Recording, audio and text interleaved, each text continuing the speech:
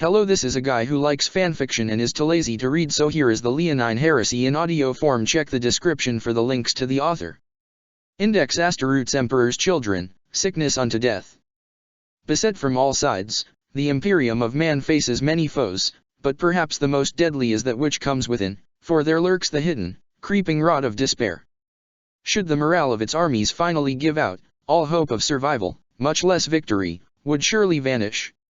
Such is the goal of the disease-ridden Emperor's children, foul traitors who have plagued the galaxy for 10,000 years as they seek to infect all reality with their putrid ideology.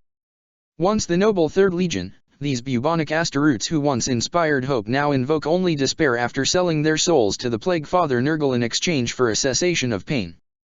The Emperor's children are a chronic blight, an unholy ideology proliferating from the plague planet deep within the Eye of Terror, a realm of death and decay ruled by their daemon Primarch Fulgrim, the Ashen Phoenix.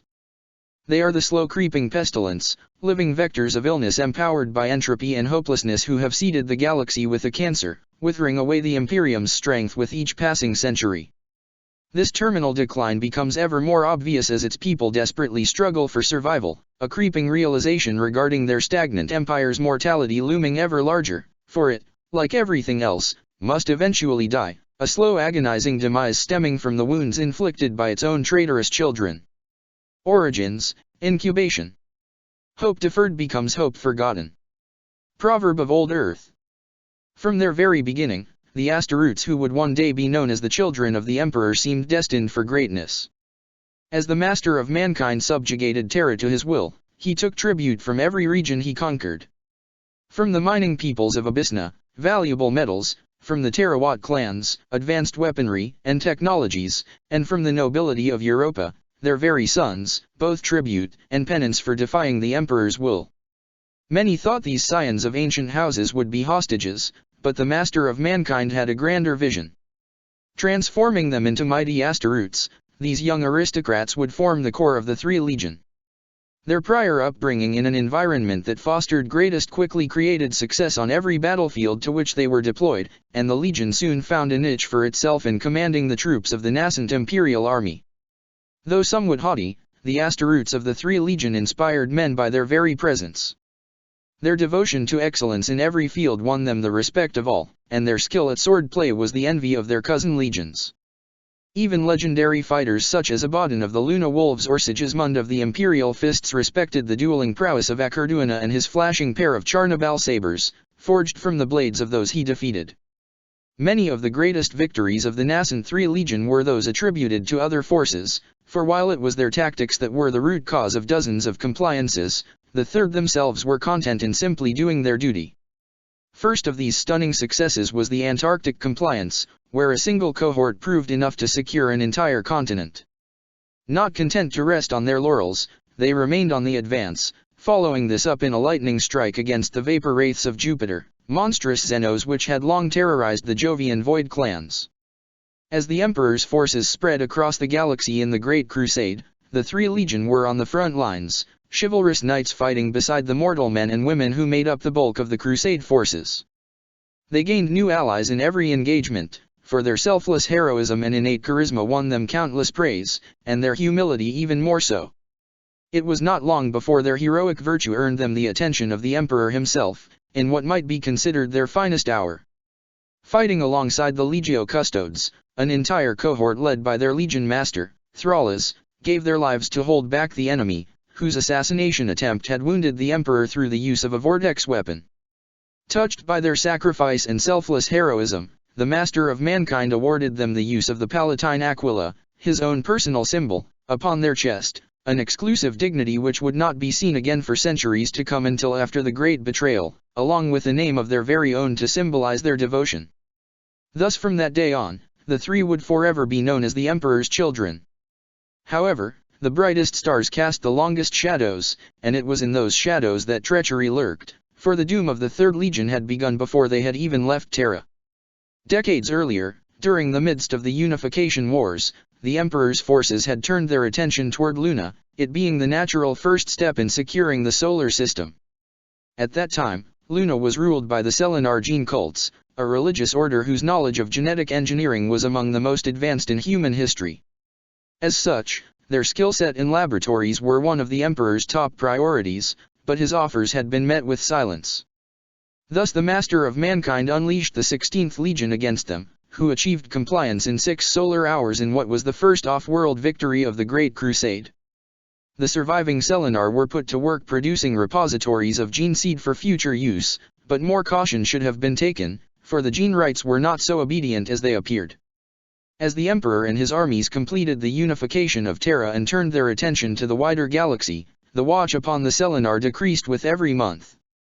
With casualties mounting ever higher, the gene rights became more and more involved in creating the next generation of Asteroids.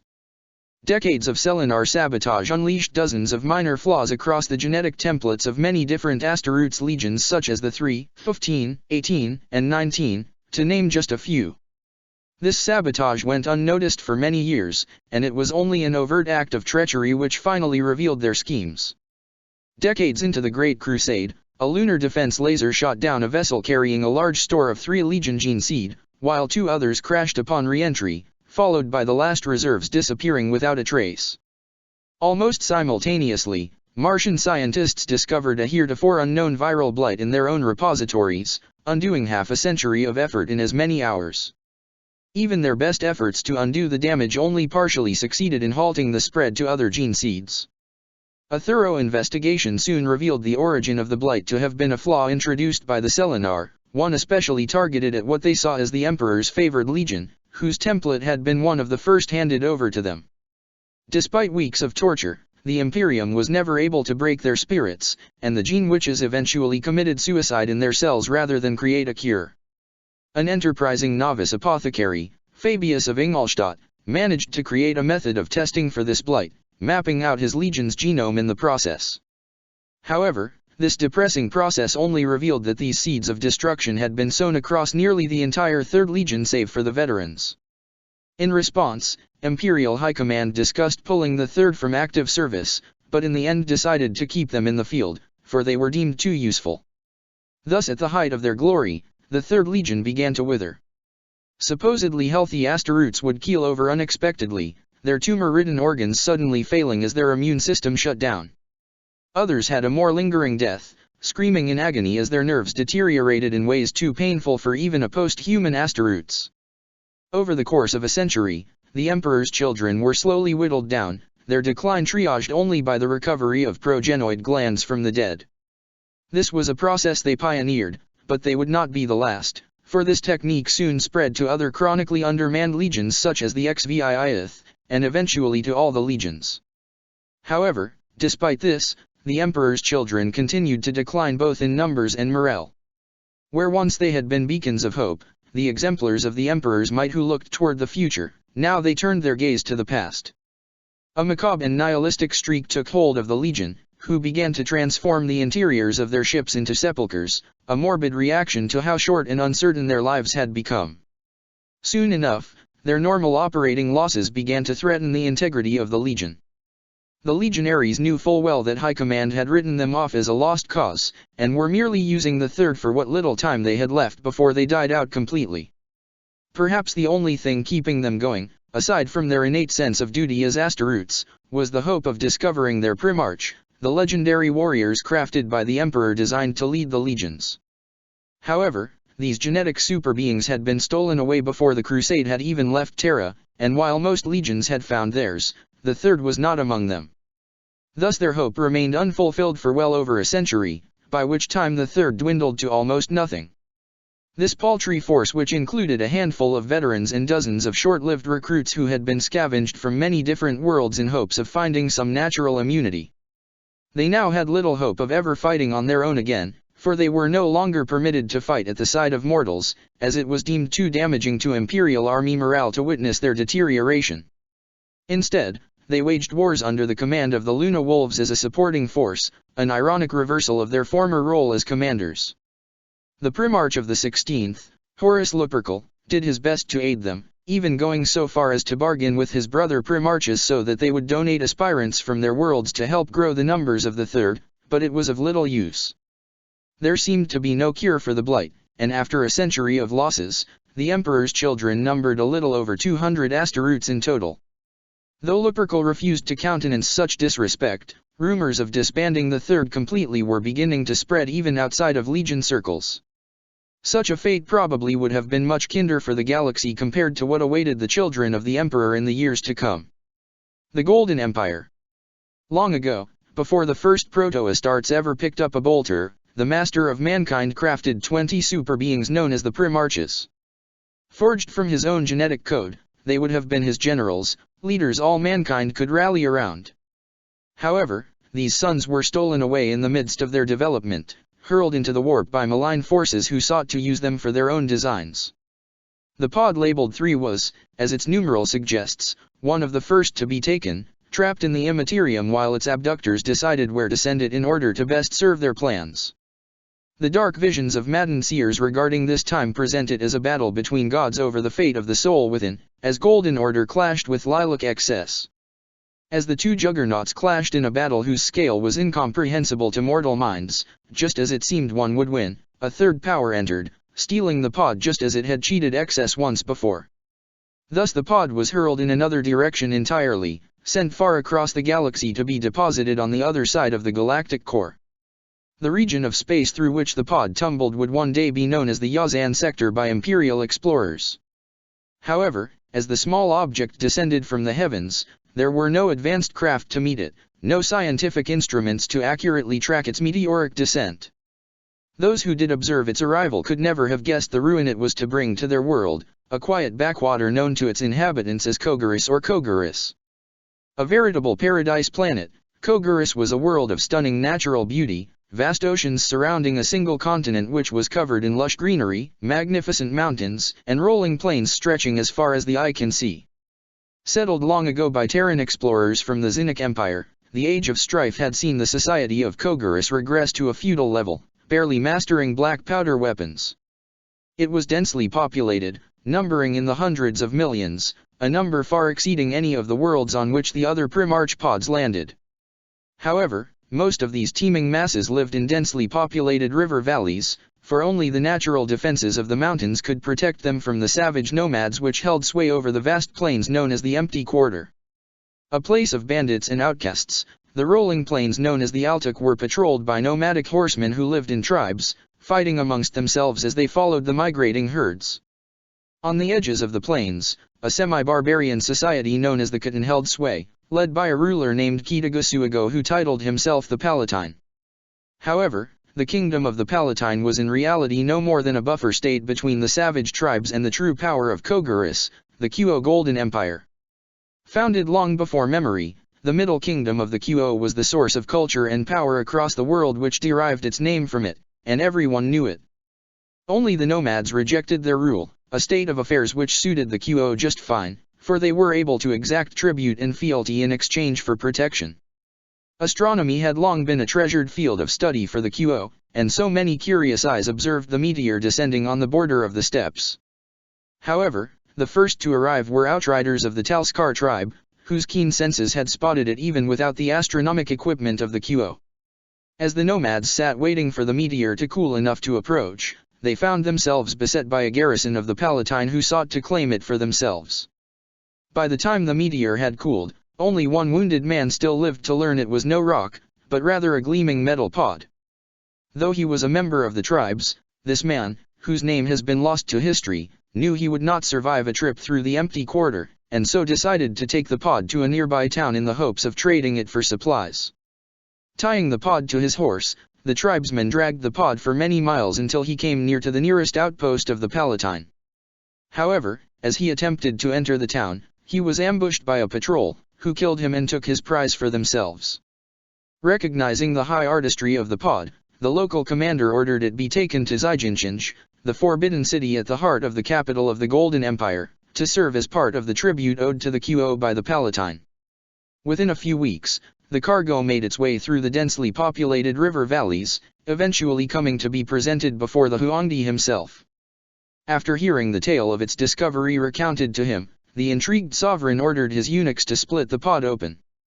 However, as the silver frame came apart, the treasure they sought proved to be something far different than any had expected. Inside the pod there was a beautiful infant, his features glowing a brilliant gold except for his eyes, which were a violet so deep they were almost black. The Huangdi, or Yellow Thearch as it is rendered in Gothic, was a young man, without an heir of his own, and so took the young Primarch into his own household, naming him Fulu Guramu, which means grey blessing, grey being a color associated with humility, the result of being found near the plains, and blessing because he came from the sky. Raised at the heart of the Forbidden Palace, Guramu had a very formal upbringing compared to the rest of the Primarches. It seems hard to imagine how he might have turned out had he been raised by the Talskar or even the Palatine. Originally blonde, the Primarch's hair was dyed in pools of quicksilver to mark him as one of the royal family. He had an intellect far beyond even the most learned eunuchs and scribes, a learning so swift it was matched only by his physical growth that saw him grow to the height of a man atop a horse. Naturally, this size gave him an overwhelming advantage in contests of strength, so in order to challenge himself, Guramu began to master the martial arts, especially fencing. His imposing height made it quite the struggle to avoid being hit, even with his enhanced reflexes, giving him a lasting challenge as he represented the imperial house in contests against other noble families. However, Guramu's true appreciation lay in the arts and culture, especially the forms of poetry the Qo were known for. Where other Primarches spent their youths in battle, Guramu sat cross-legged in flowing purple robes, praying at shrines and learning of the astromancy of his people, whose mystical techniques were one of the few subjects to elude him. Within a few decades, the reigning emperor had passed, less than 40 years old. Life was short on Kogaris, even in the Middle Kingdom, but Guramu knew better than to let his emotions show, and so kept a serene countenance as his father was buried. Content to be left to his own devices, Guramu's peace soon came to an end after the funeral. Though he was nominally the Yellow Thearch's eldest son, succession to the throne was based on blood tanistrei, a system where the most capable, or ruthless, would rise to inherit over the bodies of any challengers. Though he did not openly seek to claim the throne as they did, all of Guramu's step-siblings knew the threat he presented to their ambitions. Thus they agreed to deal with him first, conspiring to kill him before turning on each other. An opportunity soon presented itself to the imperial claimants. In every past succession, civil wars had erupted as the heirs sought to eliminate their rivals by force. These struggles occupied the attention of the entire empire for years at a time, during which the nomads of the empty quarter would descend upon outlying villages in search of plunder. Reports had already begun to filter back to the Zyjinchinj, but this time, things would be different. Giving no heed to the disadvantage it put himself in, Guramu rallied to the defense of his people, readily abandoning the capital in order to lead an army to protect the outlying villages. Soon enough a great host had formed, flocking to the banners of the charismatic Primarch, who led them from village to village, routing the opportunistic invaders with ease. Soon the nomads had given up, fleeing back into the empty quarter, but Guramu would not relent. He led his host deep into the wilderness, seeking to subdue and punish the tribes. However, the nomads were more wily than any had given them credit for. After losing several skirmishes, the nomads refused to give battle to such a host, and so the grand army began to starve in the plains, constantly under attack by outriders. Even burning their villages would not draw them to battle, for the tribesmen were used to this tactic from other would-be conquerors, and had long ago learned to simply build them anew elsewhere. After several years with little progress to show, the Primarch began to lose his patience, for he was not used to dealing with this level of setbacks. However, where a lesser commander might have given up, Guramu was a Primarch, one trained in the ruthless court of the Yellow Thearch, and so devised a plan to deal with the tribes once and for all. Rather than continue to fruitlessly chase the mounted horsemen on foot, Guramu ordered the population of the plains to be rounded up and placed in fortified camps where they could be concentrated and contained, establishing an ever-growing forbidden zone under pain of death that gradually pushed the tribes into smaller and smaller areas. Rapidly losing their space to operate, the tribes of the empty quarter turned on themselves, some fighting for dwindling resources while others chanced their odds against the armies of the Qo. Within a year or two, the tribes were fully slain or subdued, eking out miserable lives as near slaves in appalling conditions overseen by the vassal Palatine as they labored on behalf of the Golden Empire, while Guramu returned a conqueror to the Forbidden City. However, his home had changed much while he was away, for while he had battled the tribes, his step-siblings had fought each other, for they were certain the nomads had slain Guramu. By the time he entered the Zyjinchinj, Only 2 still survived, the most powerful and cunning of the Yellow Emperor's children. Though surprised to see him, both immediately sought to use Gurumhu against the other, promising him the world in exchange for his aid in overcoming their rival. However, what they did not know was that Gurumhu had changed. During his time on the plains, the Primarch had gathered many followers to his side, including a coterie of soothsayers and alchemists known as the Fangshi. Through the use of ritual magic, these sorcerers had divined the future, and Gurumhu used their advice to lure both step-siblings and their armies outside of the protective walls of the Forbidden Palace. There he and his experienced armies fell upon them, slaughtering both of his kin and seizing control of their armies for himself. Now master of the Middle Kingdom, Gurumhu began a series of conquests which would see the Golden Empire encompass the entirety of Kogoris in less than 20 years. From ocean to ocean his armies marched, utterly unstoppable due to his brilliant generalship and unique military formations, a revolutionary combined arms warfare that merged the armies of the Qo with the forces of both the nomadic and settled tribes. As the years passed, Gurumhu ruled unchallenged as the Golden Emperor of all Kogoris, a realm of 1,000 kingdoms and clans unified through the countless political alliances he had forged by marrying princesses from each conquered land in an ever-growing harem, though he never produced any children. His reign lasted for decades, seemingly untouched by age or the diseases which had killed so many previous rulers, and the population of the Qo exploded, now able to farm and settle the plains without fear of the nomads. The tribes which had once ruled the empty quarter dwindled to a tiny fraction of their former strength, often worked to death in appalling conditions, but no punishment ever came to Suigo or his descendants, who continued to serve as the camp overseers. However, while Gurumhu was unchallenged militarily, his empire was not immune to that dreaded foe which overcomes all men, entropy. Life began to lose its luster as Gurumhu outlived his wives, and his dueling skills soon outpaced even the greatest masters no matter what handicaps he gave himself. His true feelings were always kept hidden away behind a mask of disinterested courtesy, for etiquette meant he could never express himself. After decades of loneliness, ruling without anyone even close to a peer, this facade became reality, leaving only apathy and scorn inside him. Such detachment was only increased by repeated bouts of plague, a perennial problem for a feudal world such as Kogoris. Entire villages were left empty as disease spread from the wretched camps all the way to the Zyjinchinj itself, where the last of Gurumhu's concubines perished, though he himself remained untouched. Now single, the Primarch did not bother to remarry, instead spending most of his time reading ancient texts and works of philosophy, immersing himself in myths of a time when the universe held more than just the never-ending plains of Kogoris. Though it would take over a century, Gurumhu's prayers would eventually be answered by the arrival of a bronze ship descending from the sky. The people of Kogoris had never seen such a wonder before, a vast artifice designed to traverse the stars that was accompanied by a coterie of lesser craft, the smallest of whom was taller than the largest buildings of Kogoris. In a grand ceremony, these behemoths disgorged even more craft, which came down from the sky to land just outside the Forbidden City. From their holds marched giant warriors armored in bright red and lustrous bronze, giants one and all who towered over the men and women of Gurumhu's court.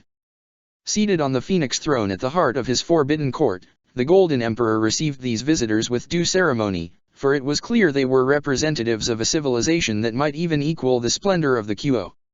Somewhat daunted by the size of the strangers, Gurumhu's herald read out his many titles. The imperial court waited for the giants to perform the customary bows and kowtow, but to their amazement, the outlanders remained on their feet.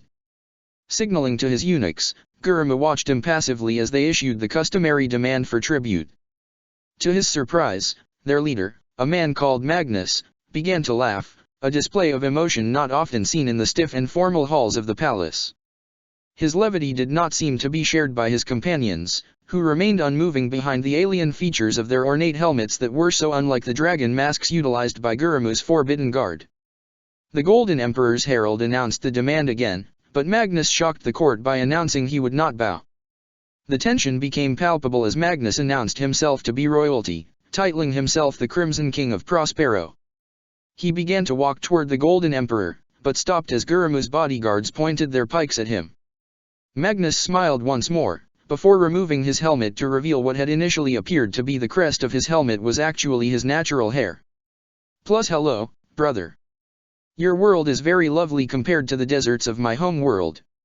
However, no matter how deeply you bury it, I can tell you desire more than this. Wouldn't you rather explore the stars than live out your life as despot of a pitiful backwater? Plus Gurumukh flinched, for the man's words came not from his mouth, but rather echoed inside his head. The man's words sparked curiosity, as well as resentment. Who was this foreign barbarian to criticize all that he had accomplished?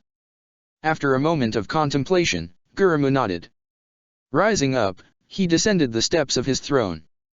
Up close, Magnus was even larger, but there seemed to be no guile in the man who called himself his brother.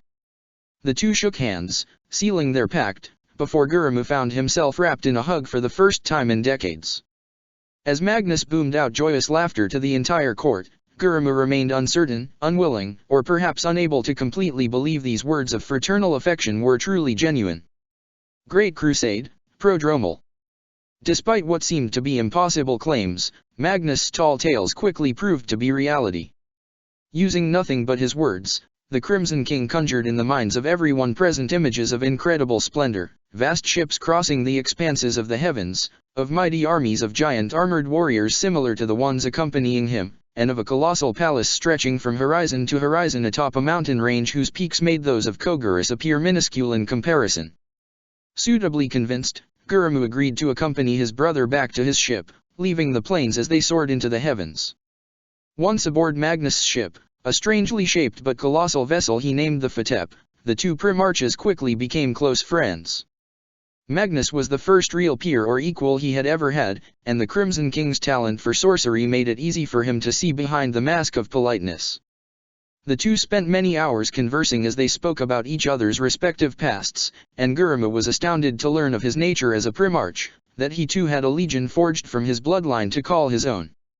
However, in this case, Magnus' talent for stretching the truth had outstripped reality.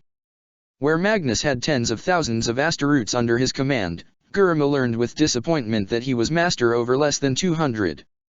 The Phoenix of Kogurus listened numbly as the Crimson King related the tale of the Blight, a carefully guarded secret that he had divined during his exploration of the warp. The agonized echoes of a century of suffering had resonated with Magnus, whose own legion had suffered a similar malady, and Gurumukh couldn't help but be grateful to learn that the Crimson King had taken the company under the auspices of his own legion. He asked his brother if there was anything he could do to aid them, to which Magnus replied in the affirmative. However, Gurumukh was filled with horror at the proposed solution of siphoning his blood in order to create more gene seed. Such a proposition was particularly offensive to one whose body had been untouchable when he was emperor, and thus when Magnus brought up an alternative path, Gurumukh was quick to seize upon it. The air was thick with incense as the Oniromancers, Thaumaturges, and Psadian Arger rattled the bells, wailing and beating hand drums as they finished their rituals. As one, they cut their palms, allowing blood to drip into the pools of liquid mercury in which the primarch reclined. The chief Fengshi, a tribal barbarian in the process of becoming an Astaroths named Targutai Yesuge, approached the primarch, his steps aligned to keep a constant flow of chi throughout the chamber while his eyes remained fixed on the vaulted ceiling, whose tiles bore symbols of the heavens. Fulu's eyes were closed, and as Targutai spoke, visions of the great ocean filled his mind, too vivid to be mere imagination. Down and down he sank, the weight of the universe pulling him down until suddenly it was not, and the Phoenix King stood on an empty plain. Far in the distance, a golden sun illuminated the world around him in crepuscular splendor, a heavy haze concealing its true radiance. On the opposite horizon, a ruddy moon whose presence was that of Magnus lurked, seemingly unable to come close or truly perceive what was occurring. Looking around, Fulu realized with a start he was not alone. 4 creatures surrounded him, each standing in front of a steaming pond whose fumes only partially concealed their animalistic features mixed with the bodies of men. The first was a white tiger, snarling, furious, its mouth covered in dried blood. The second was a vermilion bird, akin to a phoenix, seemingly wise but with the sly look of a scavenger. Third was an azure dragon, regal, majestic, but it too made Fulu wary, for in its eyes was a lascivious hunger that could never be satiated. The fourth was a black tortoise, its yellow eyes rheumy, placid and passive to the point of indifference. Behold, my lord, the Hundun Sishan, or Yaksha kings, as they are known on the plains, came the familiar voice of Yesuge, ringing out from a small cloud fulminated with lightning. Kong Nu, Jianchi, Enago, and Se Nai come to you, the true gods known by 1,000 different names. Each offers a way to the knowledge you seek, though not without a price. You must hurry, for they must go before the sun rises. The constellation of stars in the sky began to wail in the voices of his sons, while the beasts beckoned, each eager to have him drink from their pool. However, Fu Lu had already decided, why pick the beasts which were outwardly hostile? Thus cupping his hands, the Phoenix King drank of the tortoise's pool, a foul, stagnant puddle blooming with algae. The tiger, bird, and dragon howled in fury as the tortoise wheezed out a hacking cough, but they made no move to attack him, and when Fu Lu raised his eyes, he was alone on the plains, the first rays of sun peeking over the horizon. Waking from his trance, the Primarch found 3/4 of his Fangshi dead, their blood and chi torn from their bodies to sustain the ritual. Nonetheless, Yasuge had survived, though unnaturally aged, and he informed the Primarch that weeks had passed but that the ritual had been successful. He claimed the curse had been broken, and while Gurumu did not feel any different, he trusted the wisdom of his Fangshi. Thus assured once more, the Primarch and his sons left Kogurus, returning to Magnus the Red to thank him for his aid. The Crimson King seemed doubtful that it had actually succeeded, but decided to take the Phoenician at his word. With their work on Kogurus thus complete, Magnus and Gurumu returned to the transport, which lifted them back up into orbit. However, rather than the sprawling bulk of the Fatep, the transport instead docked with a smaller cruiser, where Magnus introduced Gurumu to his legion. All could see and feel the connection between the father and his sons, for despite their different cultural backgrounds and physical features, they could both recognize each other's inherent nobility. The Golden Emperor found it easy to relate to these scions of aristocracy that bore his bloodline, and was impressed by what they had accomplished despite their small size.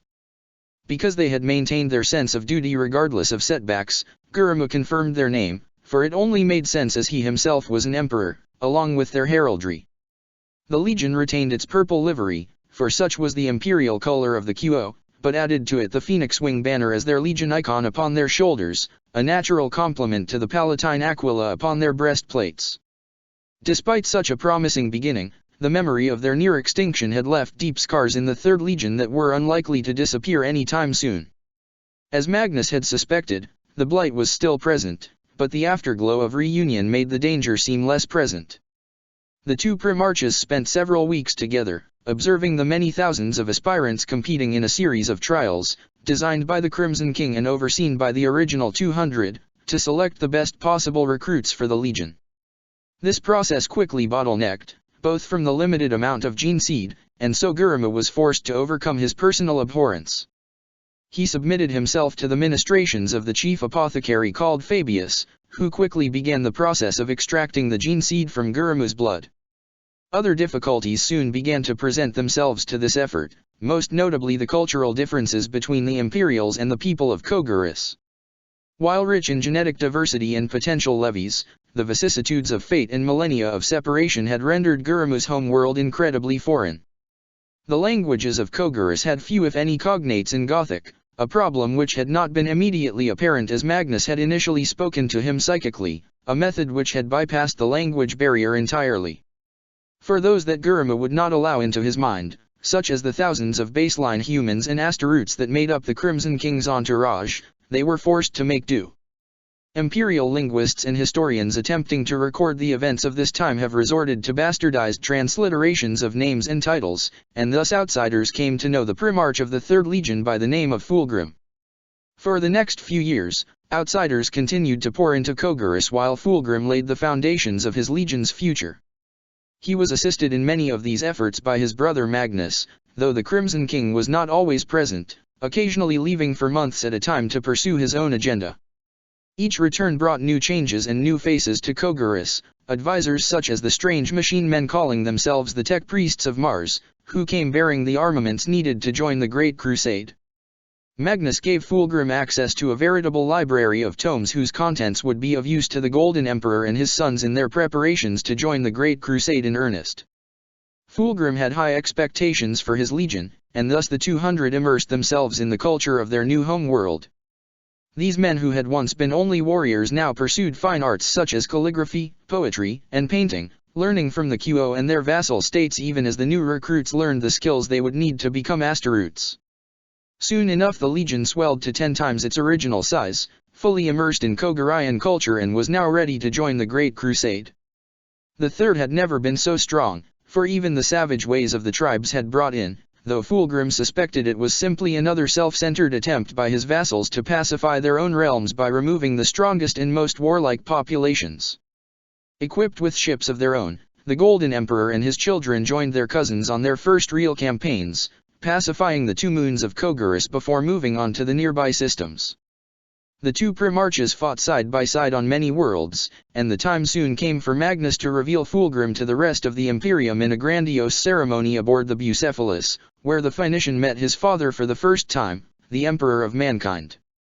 In the early days of the Great Crusade, the Master of Mankind had spent decades with the first found of his sons such as Horus Lupercal, Leman Russ, or Ferrus Manus, but with each new son found, the duration of attention had decreased. Fulgrim was the 16th found, and as such, Magnus warned his brother not to expect much of a reception.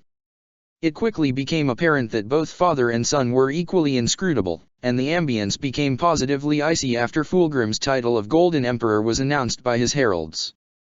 The words of the Crimson King quickly rang true, for the Emperor spent less than a week with Fulgrim, confirming his authority over the third but ordering him to never refer to himself as an emperor again.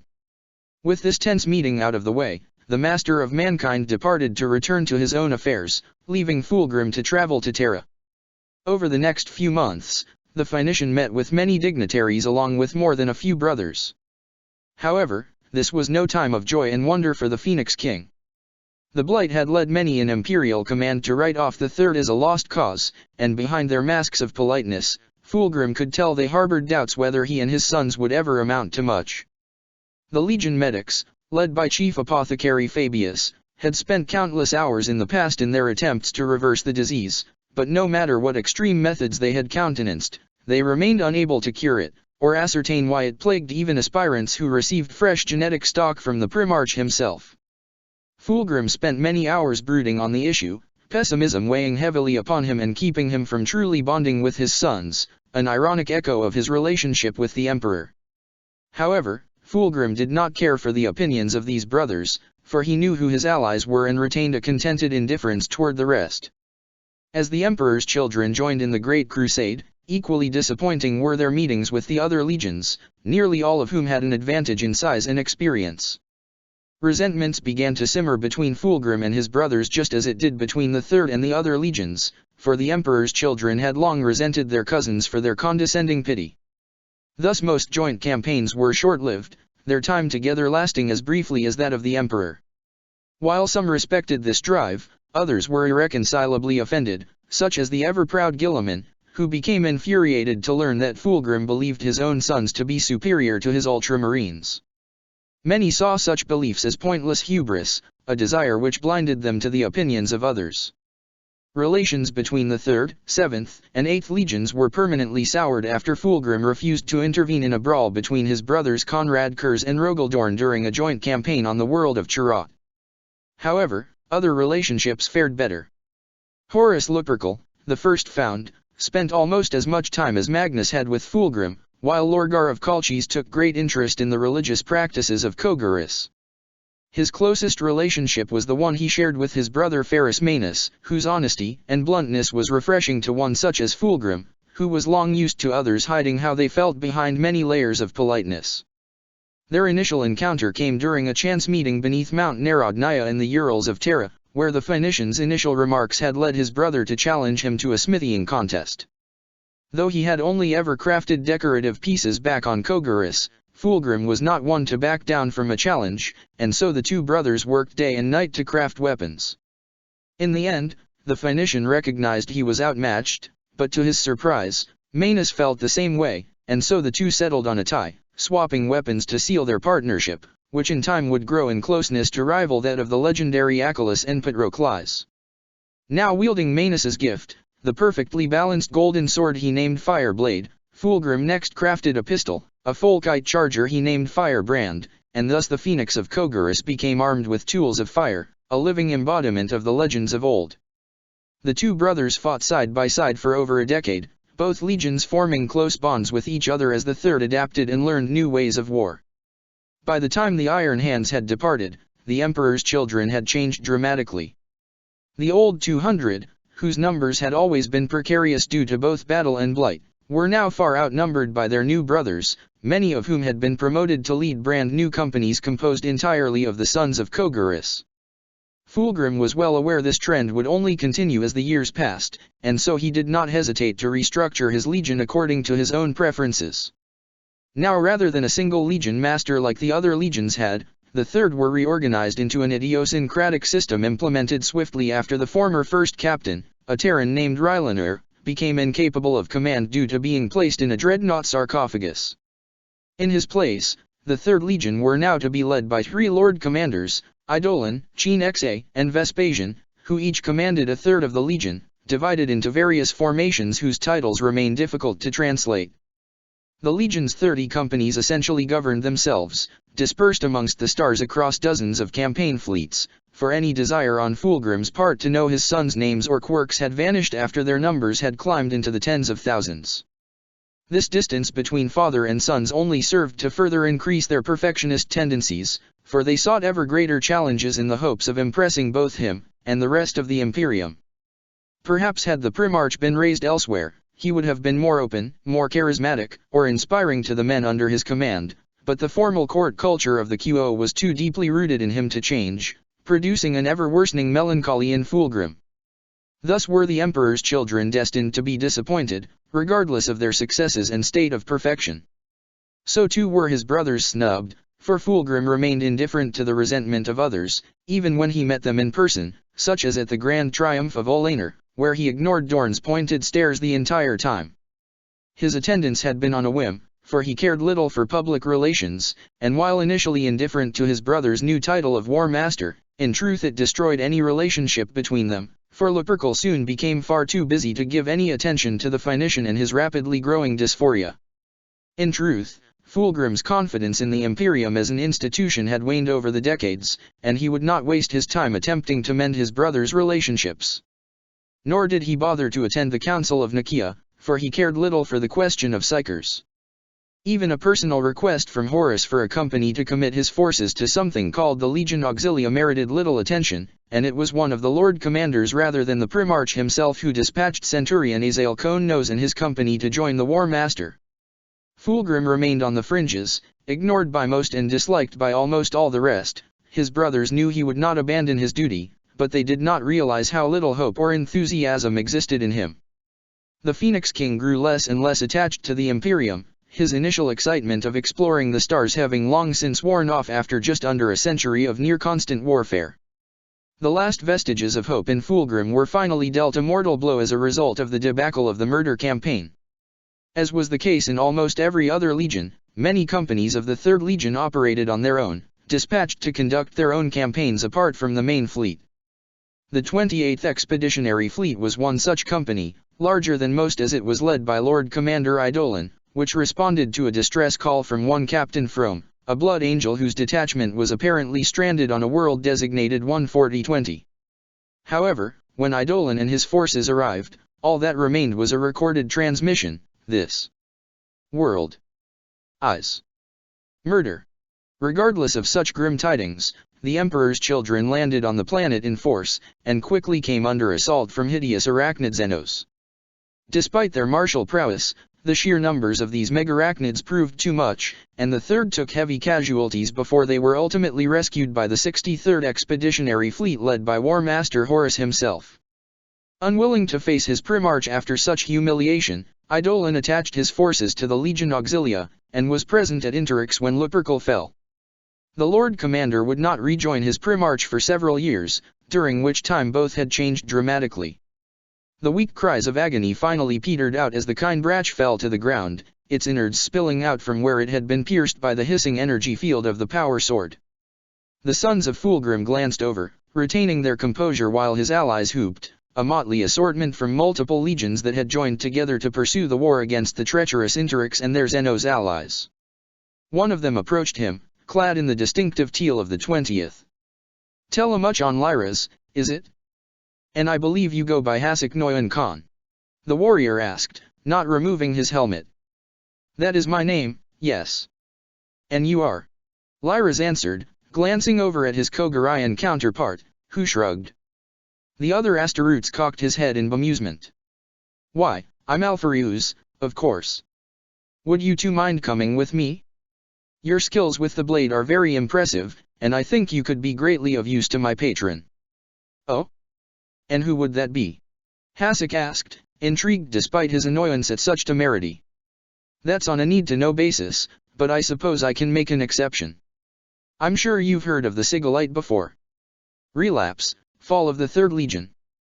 To say Fulgrim had become disillusioned with his life and the state of the Imperium as a whole would be an understatement.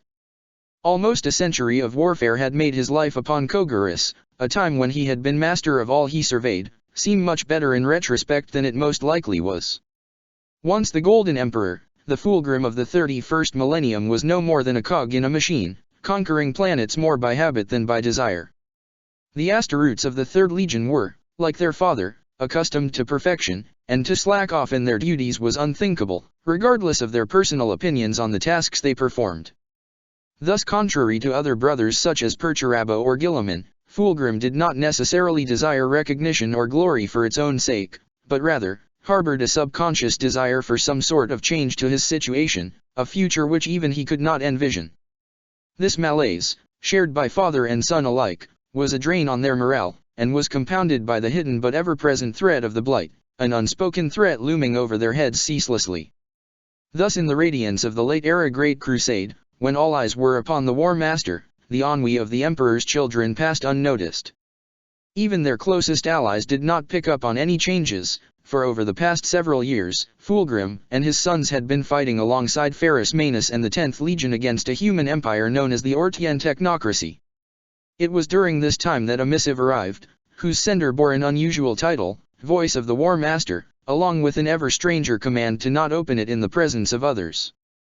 When opened, the missive contained a single star chart, whose coordinates showed a system on the far fringes of Ultima Segmenta, along with a short note from Lionel Johnson, who claimed to have discovered nothing less than a cure for the Blight. Fulgrim had no idea how Lion even knew of the ailment which had afflicted his sons, but was not about to let such an opportunity pass. He did treasure this time with his brother Manus, but he could not afford to let this pass by. Making excuses, the Phoenician gathered his forces, departing abruptly to make for the coordinates shown in the message. The storms in the warp had grown worse over the prior decade, but in the end their fleet made it through. There on the dark outer edges of the system, now tentatively catalogued as 28-3, hung the pitch-black splendor of the Invincible Reason, flagship of the First Legion, which quickly received Fulgrim and his entourage aboard with due ceremony. Eager to cut straight to the heart of the matter, the Phoenicians' initial inquiries were soon frustrated, for the Lion seemed reluctant to speak of such matters. The two brothers had never been close, for the Lord of Caliban had been discovered over 50 years before him, and the two legions had never fought a joint campaign together. The Lion proposed to change this, asking Fulgrim to join him against a race of Xenos known as the latter, who inhabited the single world in this system. Left with little choice if he wanted to obtain the information, Fulgrim agreed, and so the two legions went to war. Within a month, the Primarchs had made a mockery of the latter's claims of perfection, shattering their fleet in quick succession before landing their forces on the Xenos' home world. Latter itself was an ocean world, their capital built atop a colossal coral landmass floating atop anti-gravitic generators, and as such, nearly their entire population and strength was concentrated there. The fighting was intense and brutal, for the latter had been backed into a corner. Their bodies were utter fanatics whose bodies had been modified into countless different forms, showing a mastery of genetic manipulation that made it clear why the Lion believed the cure for the Blight may exist here. However, for all their strength and conviction, they could not hope to overcome the might of two legions. As the last of the Xenos died fighting, the two Primarchs found themselves fighting their way into the latter capital, a temple whose darkened chambers were choked with incense and smoke. Nearing the center of the complex, the Lion's sharp eyes spotted a circular block of stone, in which was embedded a silver sword. In a gesture of apparent humility, the Lord of Caliban offered it to Fulgrim, telling his brother he ought to take it as a prize. However, Fulgrim merely scoffed. He had no interest in such trophies, for he already had a sword from no less a smith than Ferrus Manus, and from the short time they had spent together, he knew Lion to be too prideful to give away a trophy without some ulterior motive. Tired of being deceived, Fulgrim demanded the Lion reveal what he knew about the Blight, for that had been the only reason he agreed to come on this campaign. His expression inscrutable in the smoky darkness, his brother admitted that he had been stalling, revealing that he had discovered that the information Fulgrim sought lay not here, but in the nearby Aurelia subsector, only a few dozen light-years away. His patience for such theatricality depleted, Fulgrim quickly departed, leaving the first behind as his true goal was now in sight. However, this proved to be no easy task, for the multiple worlds of the Aurelia subsector were one and all guarded by a foe far more fearsome than the latter, the Hrud. These loathsome Xenos were known for their dangerous manipulation of time, their stellar migrations capable of withering to dust entire starships caught in their midst. According to Imperial reports, the Xenos had relocated to this sector decades ago. Since then they had had nothing but time to reproduce. However, the Third had not come this far to give up, for as the Third entered the system, Fulgrim had announced to his sons that the cure for the Blight rested upon Aurelia. Thus the Legion fought as never before to seize the system, landing in full force on every planet, matching the strength of 100,000 asteroids against countless millions of Hrud. From the arid deserts of Calderis to the feral jungles of Cyrene to the withered buildings of Typhon Primaris in which survived not even the bones of its previous inhabitants, the Emperor's children died in their thousands, turning over every metaphorical stone in the hopes of discovering any source of information to cure the ailment which had afflicted them for so long. Even Fulgrim himself joined in this grisly task, his bodyguard at his side as they fought through the icy hives of Aurelia itself, their armored boots crunching through layers of calcified skeletons as they purged the corrupted hive blocks. In response to this sudden attack, the Hrud struck back with all their strength. Their time-dilating auras of decay struck the Third Legion with unimaginable potency, rotting limbs, and rusting armor by their mere presence. The Blight gene, which may well have remained dormant in many legionaries, became active with horrifying regularity, forcing squads to put down their own brothers as they screamed in pure agony. Even the sudden arrival of a warp storm did not lessen the intensity of the campaign, the Emperor's children simply continuing to unleash slaughter without heed to casualties. Now trapped in the Aurelia system, the men of the Third began to report strange whispers in their minds and dreams, though whether this was the Hrud or something else entirely was uncertain. Time began to unravel, subject to the ravages of both the Hrud and the Immaterium, and the death toll rose ever higher until reality itself began to splinter. On and on the hooded monsters came, flowing like a river of filth out of every crack and crevice as they fired their archaic fusils which made a mockery of Astaroth's power armor. Fulgrim's custom armor proved no more immune, now pockmarked with rusty holes, but he fought on regardless, for the end goal was in sight. Here at the heart of their warren, stacks of tomes were strewn across a vast librarium, their pages somehow immune to decay but not to the blizzard of a crossfire between Imperial and Xenos. The Phoenician roared his fury, memories of the past playing unbidden through his thoughts, of his family, his brothers, and his sons. Of the vision Yesuge had shown him so long ago that had never borne any fruit.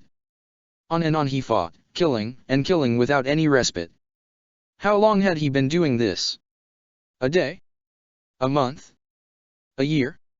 Decades? Time itself was nothing more than a cruel joke, a tale told by an idiot that had been compressed and stretched into unrecognizable patterns by incomprehensible forces. The Blight had claimed all his sons, and none of them, or maybe even him, the mutative energies tugging at the edges of his sanity. Fulgrim screamed in that moment, begging for a respite, a cessation of the agony which he felt at every moment as he died countless deaths, from old age, plasma burns, rusty knives, and myriad other afflictions that vanished as soon as they were perceived. Plus what will you give? Plus, a new thought entered his head, entirely unbidden as yet another of the whispers. Anything, I will give anything. Destroy the Hrud, remove the Blight, or even just kill me, I can't go on like this. A snarling mix of scream and sob forced its way out of Fulgrim's ravaged throat. Plus very well. The grandfather has heard your pleas, O blessed Phoenix King of Longing. He has felt the sublimeness of your despair, old sport, and has sent me, Ulcare, to offer you and your sons the gift of life, if you will have it. Plus came the voice again, more insistent and real than anything had been in an eternity. Yes, I accept your bargain. I give myself to your grandfather. No reply came other than a baritone rumbling, a hacking sound identical to the one in the vision so long ago which he now recognized as laughter. Like a whirling twister slowly dissipating into nothing, the time loop finally came to an end. Fulgrim now stood alone in the ruins of the librarium, its contents nothing more than moldering sludge like the corpses of countless Hrud. His body was a withered shell of its former self, the ravages of age only now beginning to reverse themselves by the supernatural healing abilities of a Primarch. As the Primarch returned to the surface, his wounds gradually closed, leaving long puckering scars all across his body, along with a trio of red boils upon his chest. His sons gathered to his side, and when the legion had fully assembled, it became clear barely 70,000 still lived. The remaining third were nothing but rotting corpses, their gene seed and armor rendered as unsalvageable as the sludge of the dead Hrud that surrounded them. While Fulgrim was uneasy at the prospect of the bargain he had made, the voice of Ulker seemed to be gone, and so the Primarch put it aside for now. His attention quickly turned to the state of his sons, for as the legion recovered their wounded, the apothecaries made the startling discovery that the blight seemed to have gone totally dormant. Even Eidolon's forces noticed the change thousands of light years away, though neither they nor the legionaries present at Aurelia suspected the true nature of the bargain their Primarch had struck. While the bulk of the legion were busy fighting on Ladder and Aurelia, the Lord Commander and his forces had remained occupied as part of the War Master's Legion Auxilia. It was there that Eidolon first met the Dark Angel known as Corswain, and the two quickly became partners as both were part of the Mournival Majoris, the governing body of legionary commanders that helped the War Master decide his strategies. The Paladin had much to teach Eidolon, and over the course of many years slowly corrupted the Terran, persuading him that to honor the culture of his Primarch's home world, such as giving devotion to the Yaksha kings, would help win him the favor of the Phoenix of Kogarus that Eidolon felt he had lost during the debacle at Murder. Eidolon's gradual corruption was very much in line with the gradual descent into treachery experienced by the rest of the Third Legion during this time. Compared to the sudden and violent betrayals of other traitor legions, the fall of the Emperor's children was slow and hidden, like a man caught in quicksand gradually sinking into the mire until it was far too late to undo it. The wiles of the ruinous powers are subtle indeed, and so over the course of several years, the apathy of the Emperor's children was twisted to more sinister ends. Most did not even notice the change as they began to care less and less, paying more attention to their warrior lodges known as tongs that had been introduced to the Third by the Dark Angels just as they had in the other legions.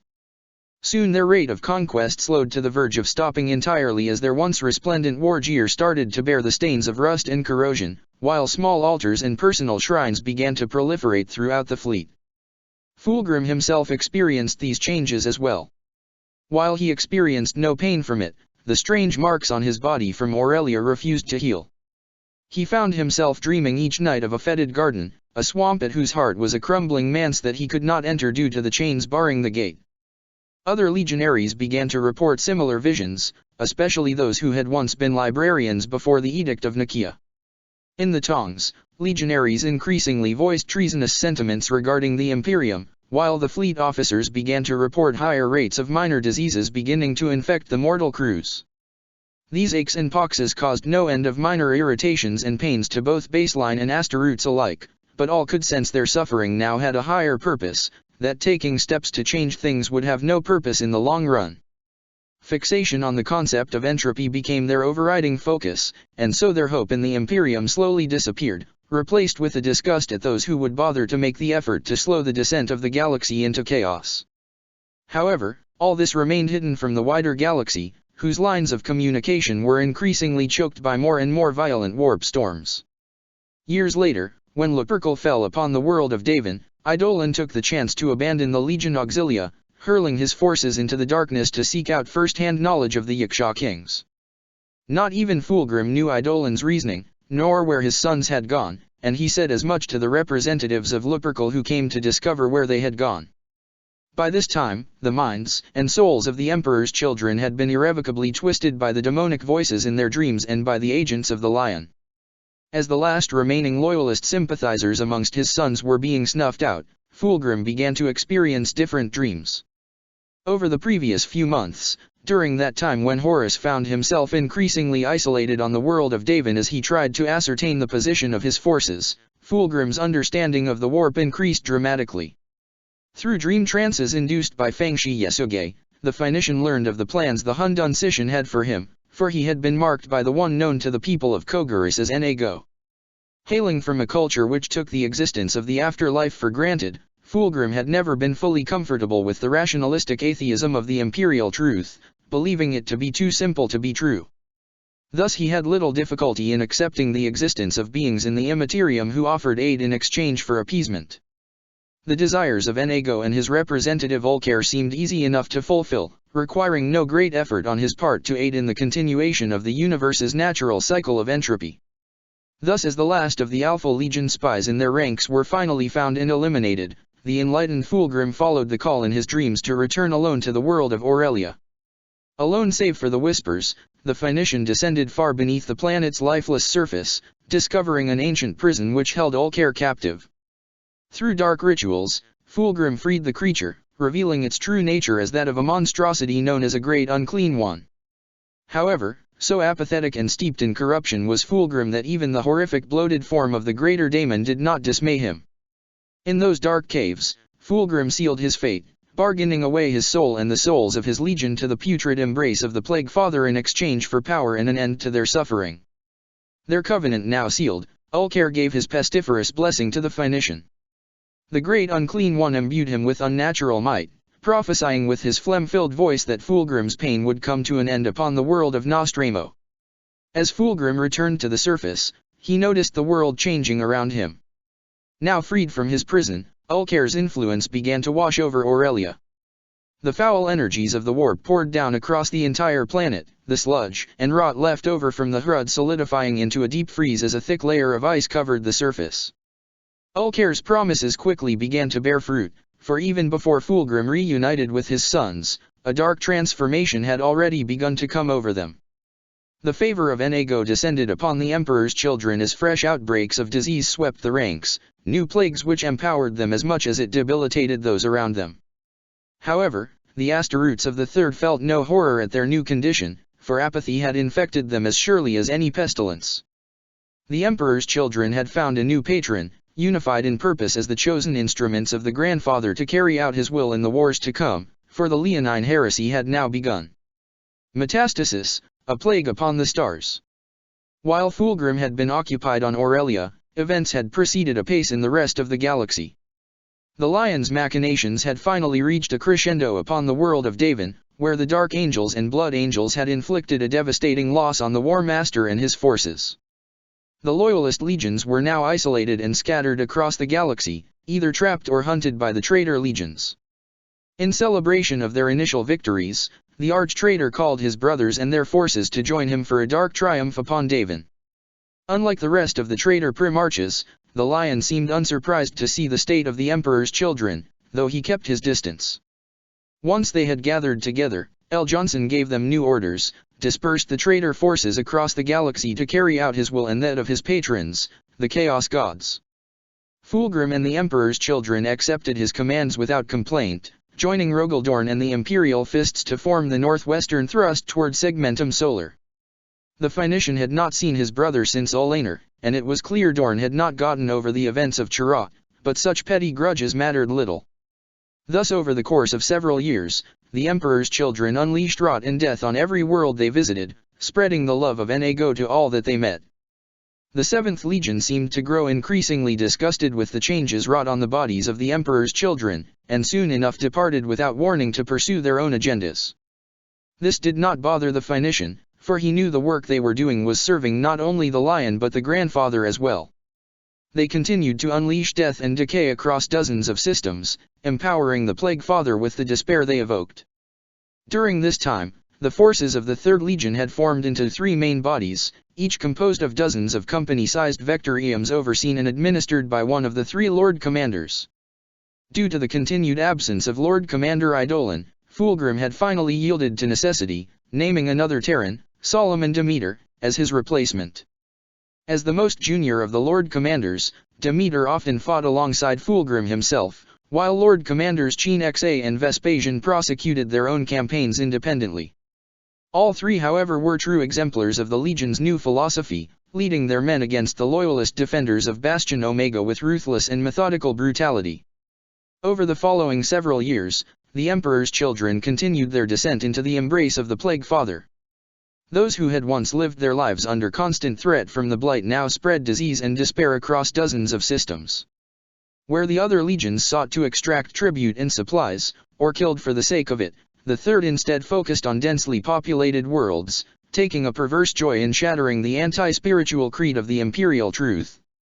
Such conquests were slow and methodical, starvation and disease becoming rampant on every world as the legion tainted food supplies with warp-spawned illnesses that reanimated those that consumed them. Oftentimes the planets would be left with but a seventh of their original population, the survivors now eagerly worshipping Grandfather Nurgle alongside the Third Legion that served as his heralds. Their work complete, the Emperor's children would depart once more to spread their foul creed to new worlds, though not before herding the shambling hordes of undead into the holds of their ships to use as cannon fodder for future engagements. Across dozens of systems, these engagements played out over and over again as the Third clashed with the Imperial loyalists who fought to maintain their vast defensive network known as Bastion Omega. Where other legions strayed from the path to pursue their own agendas, the Third remained committed to pushing on Terra, for the Grandfather's wishes coincided with the Lions. Where the Thousand Sons were riven by ambition, the Ultramarines fractured by pride, and the Blood Angels blinded by fury, the apathy which had been passed down to the Emperor's children by their father made the Legion far more harmonious and unified.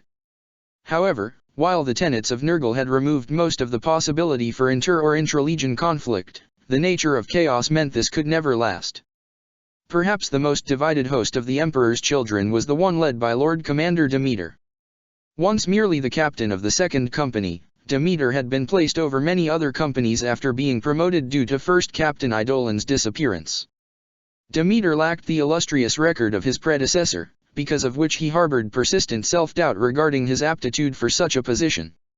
It was to his misfortune that the foes he faced lacked such inner turmoil, for the legionaries of the Iron Hands were one and all unified in their hatred and repugnance toward the disease-riddled monstrosities the Emperor's children had become. The heavily entrenched forces of the 10th Legion hurled back every assault Demeter threw at them, and after a year of punishing losses with little gain, the Emperor's children had had enough, seizing and imprisoning Demeter. Led by one Captain Lucius, the mutineers executed their own Lord Commander before splintering their forces. Where once there was one great host of the Third Legion battered against Bastion Omega, now there were dozens, each of these splintered warbands led by a captain or other prominent legionary, such as the one led by Chief Apothecary Fabius. Such a breach in discipline normally would have warranted the direct attention of the Primarch himself, but Fulgrim was nowhere to be found, having taken half the legion to the northeast under the orders of the arch-traitor. Thus it was left to the other Lord Commanders to reforge legion unity. In place of the Primarch, the forces of Lord Commander Vespasian came to reassert control. Long renowned for his charisma, Vespasian attempted to negotiate with the mutinous captains. However, the anarchic nature of chaos had sunk too deeply into the Third Legion, for within a matter of weeks, the rhetoric of Lucius and the other traitorous warbands had sunk into Vespasian's force. Thus in the midst of a skirmish between Vespasian and one of the rebel warbands, the Lord Commander met a violent end, stabbed in the back by his lieutenant Marius Verochan. With Vespasian gone, the unity of his forces dissolved just like those of Demeter's, fracturing into a squabbling mess racked by internecine conflict. It seemed that despite their unity of faith and purpose, the nature of chaos had infected them as much as any of the others, and without the Primarch to maintain the peace, there would be only war.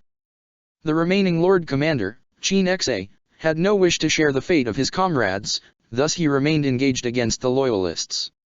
His companies, entirely Kogarian compared to the mixture of Terrans that were present in Demeter's and Vespasian's hosts, retained their unity, and did not suffer the repeated setbacks that now faced the other warbands whose disunity made them outnumbered. However, Chin Xe's host was not the only force of the Emperor's children unleashing havoc against the Loyalists. In the midst of the chaos gripping the Third Legion, those who were lost now returned, an illness once thought gone by the name of Eidolon. The Lord Commander had resisted Nurgle more than any of his companions, for which his body had been cursed and blessed like no other. He had died countless times, each time being resurrected with a new malady, a growing resentment of the Plague Father, and a diminished soul. Now a living embodiment of the cycle of life and death, Eidolon had become all but unrecognizable, for where he had once been a graceful duelist, he now lurched with rigor mortis, his swollen bloated body host to countless plagues. However, what drew the most attention were his rheumy eyes, which constantly blinked back a stream of acidic crocodile tears. Though Eidolon had resisted Nergal to the bitter end and then some, the Astaroths under his command had not changed and corrupted by their time in the Sea of Souls. His lieutenants had sold their souls in exchange for power. Now one and all they had become host to a multitude of plagues, a foul combination of diseases which reduced unprotected foes to nothing more than a slurry of pus and slime as their bodies literally came apart from their sickening presence. This warband, now going by the name of the Children of Blight, had pioneered the use of sound weaponry, attaching dirge casters to their shoulders which broadcast discordant noise to invoke despair and disorientation in those unfortunate enough to fight them. Even more deadly was their use of the foul affliction known as the doubt worm, a warp-spawned plague spread not by bacteria or virus, but by a heretical phrase, "The Emperor isn't real." Those who heard and processed this foul message were corrupted on the spot, condemned to rise upon death to become a plague zombie no matter how long it had been since they had originally heard the message. However, what made the Children of Blight the most dangerous was their presence far beyond Imperial lines, a foreign tumor deep in the heart of Segmentum Solar that had somehow bypassed Bastion Omega entirely to wreak havoc on the worlds within. Guided by the will of Nergal, Eidolon's fleet had emerged from the reality scar known as the Catalyst Warp Rift. Located far away from the Imperial front lines, it should have had few defenders, yet as the Children of Blight emerged, they were immediately fired upon. A long crystalline station, whose flanks were covered in heavy black iron plates, spat molten death at the mutated semi-living starships, which reacted sluggishly now that they were no longer nourished by the energies of the Immaterium. Scanning the station for the optimal place to strike, Eidolon's sensors reached out through the void, discerning the structure of the orbital platform amidst the blackness of deep space. 9 hangar doors quickly revealed themselves, once hidden on the opposite side of the station, and thus the Children of Blight went to war. An entire swarm of spiked drop pods hurled themselves into the void, crashing into the heart of the station hangar bays to unleash their boarders. Data terminals revealed the name of the station, Dark Glass, as well as its purpose as a research facility. What its scientists had sought to discover died with them as the Children of Blight slaughtered them by the dozens, but their advance was soon halted by the arrival of Astaroths in unmarked grey power armor. These strange warriors, who wore no legion symbols, proved a mighty adversary, unyielding in the face of the foe as they defended Dark Glass against all the warp-spawned horrors that the Children of Blight threw at them. However, in the end, they perished to the last man, unable to stop Eidolon's forces from seizing control of the station. Now in control of Dark Glass, Eidolon's forces quickly turned it to their advantage. Obeying the whispered commands of demonic patrons, the Fangshi Yasuge and his familiars descended into the depths of the station. There they seated themselves upon the vast throne that formed the heart of Dark Glass, powering the warp batteries with sacrificial offerings. The station began to shudder, emitting a psychic wave that transformed the Catalyst Warp Rift into a portal for Eidolon's fleet to enter. Such an effort killed Yasuge, and as his soul was taken into the putrid embrace of the Grandfather, the Children of Blight were hurled deep into the heart of Segmentum Solar to wreak havoc. There they unleashed slaughter on unprepared worlds, roaming the heart of the Imperium and pursued all the while by forces of the Salamanders who sought to eliminate the threat they posed. As the Loyalists were pushed ever further back, their defenses had become more and more resilient, bastion worlds fortified over the course of years. These fortresses would require great effort to overcome, for they were the linchpins of Bastion Omega, the last lines of defense before the solar system itself. However, by this time, the Children of Blight were no longer alone, for they had been joined by other traitor forces as the noose around Segmentum Solar gradually tightened. With no shortage of potential allies, Eidolon's host decided to join forces with the armies of First Captain Sigismund, who had been tasked by the arch-traitor himself to deal with the Trisolian system. The Black Knight and the Soul Severed became close allies during this campaign, tying up the 16th Legion while other forces pressed in on other fronts. However, Lupercal's sons refused to retreat, for they were led by their Primarch, the War Master himself. They fought for every square meter in a hopeless struggle that evoked admiration in what little remained of Eidolon's heart. As always, Eidolon led from the front, his very presence poisoned to those he faced as his men filled the skies with ash and soot, leeching life from the ground with every step they took. Thus when he was challenged by one of their commanders, the legendary Torgadon, the soul-severed humored him, for they had once been companions on the Mournival together. Eidolon smiled a death's head grin as he fought, his eyes as ever filled with tears at such pointless defiance while his body absorbed all of Torgadon's blows without complaint. In the end, Torgadon fell, his ruined form racked with fast-acting plagues and riddled with wounds and parasites. Yet even the death of their leader did not stop the sons of Horus, for every loyalist slain was replaced by 2 more stepping into his place. Thus Eidolon found himself facing a new foe, a company captain by the name of Loken whom he had met once before during the murder campaign. However, there was little sentimentality in the tumor-ridden hearts of the soul-severed, and he slew him without remorse along with everyone else who crossed his path. In a way he almost admired these sons of Horus for their dogged refusal to yield or betray their oaths, but Eidolon knew it was their deeds, not their words or beliefs, which determined their worth, for in the end, all were part of the grandfather's cycle. The Trisolian campaign proved an overwhelming victory for the forces of Sigismund and Eidolon. While they had not been able to break Lupercal, for they had been unwilling to commit the forces required to kill a Primarch, such had never been their main goal. By pinning down the 16th Legion at Trisolian, they had been prevented from reinforcing the other loyalist strongholds at Beta Garman or Verzagen, which were now both in traitor hands. Trisolian had become a salient, surrounded on nearly all sides by the Lion's forces, and thus rather than be cut off, the sons of Horus chose to retreat, falling back to Terra. Their objective complete, Eidolon's forces departed, returning back to Kogarus to reunite with the rest of the Legion and their Primarch, for all could sense the call of their Primarch. Necrosis, the death of hope. Since the dark triumph of Davin, Fulgrim and his chosen forces had been engaged against Bastion Omega. However, this was to change during the latter years of the Leonine Heresy. After several years spread out across the stars prosecuting such engagements, the Phoenician had received new orders, for the Lion now desired them to continue the war out in the Ghoul stars. Fulgrim hastened to obey, gathering half of his sons to take with him while leaving the rest under the 3 Lord Commanders. Such a campaign was certain to be difficult if it required the attention of a legion, for many horrors lurked in the outer darkness of this realm on the galaxy's edge where the Astronomicon was faint at the best of times. During the Great Crusade, the Ghoul stars had quickly become the source of many rumors regarding the abominable creatures that lurked there. It had once been the domain of the Rangda, but even after their destruction at the hands of the Dark Angels, it was still home to many monstrous races that did not hesitate to assault the Legion fleet of the Third as it sailed through their domains. It was a realm of the macabre and aberrant, such as the bizarre ossuary that was the world of Drazak, home to macabre automatons draped in grotesque costumes fashioned from the flesh of the slain. However, these abominations were nothing more than a sideshow, for the true foe in the shadowy abyss of the Ghoul stars was far more familiar, the 8th Legion. While the Emperor's children had been fighting against the loyalist forces making up Bastion Omega, the Dark Angels had been occupied battling the sons of Conrad Kurz in what had come to be called the Thramas Crusade.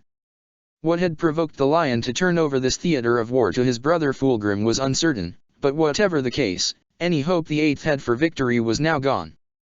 Where the Dark Angels had only tepidly and partially embraced the ruinous powers, the Emperor's children positively reveled in it. Fulgrim's men were among the most corrupt of their kind, for the grandfather had bestowed many favors upon them, and the Night Lords struggled to match their unholy resilience in battle. Little by little, the Third boxed the 8th into a corner, gradually pushing toward their home world of Nostramo. Each defense was overcome in a steady, unrelenting wave of decomposition, leaving behind nothing but putrid rot and corpses to be raised up.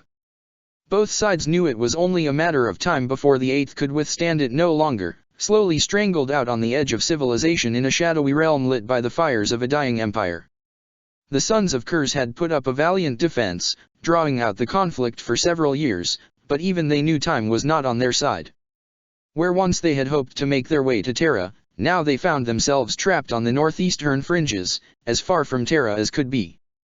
As Astaroths, the Night Lords would never surrender, but their despair was plain to see, an aura of hopelessness that the warriors of Nurgle feasted on as they kept up the pressure.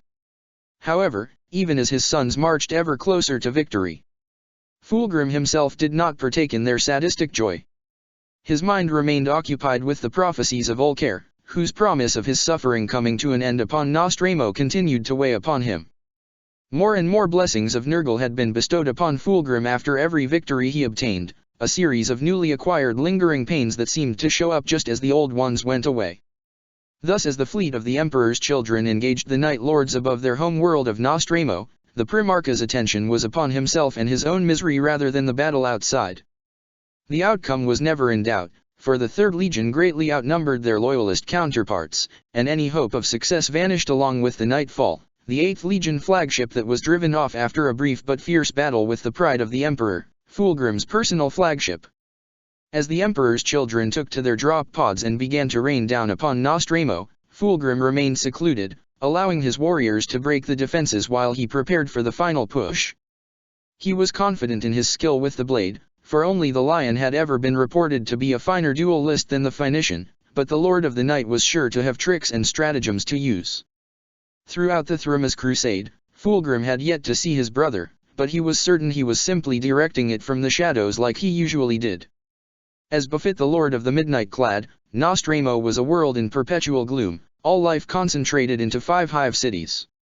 While this meant there were certain to be many ambushes in the hives themselves, the barren wastelands beyond the city walls were completely undefended, and thus the Third had been able to land all but unopposed. Meter by meter, the shambling hordes of the Third Legion began to surround the 5 hives. The Emperor's children had emptied the holds of their ship, filling the tundra with millions of walking corpses gathered over the course of the heresy. These served as the perfect cannon fodder, covering the advance of not only the bubonic asteroids themselves, but the engines of war they had brought with them. Clouds of noxious smog added to the perpetual twilight of Nostramo as demonic siege towers rumbled across the plains, hungry for prey as they smashed through the outer defenses of the hives one by one. Surrounded on all sides, the desperation of the civilians trapped within grew to a fever pitch, an aura of despair that empowered the sons of Fulgrim as it joined with the potent cloud of hopelessness that had bathed Nostramo for thousands of years. Disease and pestilence swept through the beleaguered defenders, forcing them ever backwards as hopeless misery filled the hive from top to bottom. One by one the hives fell, their spires tumbling down as fresh hordes of poxwalkers shambled out from their ruins. Home of the 8th Legion, Hive Quintus was left untouched until the other 4 hives had fallen, its people forced to listen helplessly as their doom marched ever closer. Its defenders were few and isolated, barely enough to hold the inner hab blocks as they fought a losing battle amidst the gutted ruins of their city. Now in this, the final hour of the 8th Legion, did Fulgrim finally deign to join the battle. Like the swift, inexorable fall of a guillotine's blade, Fulgrim descended from the skies, accompanied by his elite bodyguard, the Phoenix Wardens. Where his sons were slow, the Golden Emperor moved with the speed of a viral infection, Fireblade, an incandescent streak of death swung faster than the eye could see. Kurz's men tried to ambush him dozens of times, inflicting wound after wound at great cost to their own lives, but the Phoenix King could not be stopped. All the while, the Emperor's children spread throughout Hive Quintus, foreign pathogens that corrupted and killed all in their path as they brought down critical infrastructure. Before long, Fulgrim and his retinue forced their way into the innermost sanctums of Hive Quintus, lightless warrens where his brother, the creature known as Night Haunter, had once held sway. Even Kurz's own sons rarely entered these abattoirs, still festooned as they were with the cadavers of criminals from nearly a century before. However, the Night Lords were not about to let him enter unopposed, and as the Phoenician walked through past gruesome trophies, they launched their ambushes. Erupting from beneath piles of flayed corpses and from doors hidden cleverly within walls, the 8th Legion hurled themselves at those who would defile their city. Attuned to the warp as he was, Fulgrim quickly picked out their leader, his eidetic Primarch memory instantly recalling and identifying him as Jo Sahal.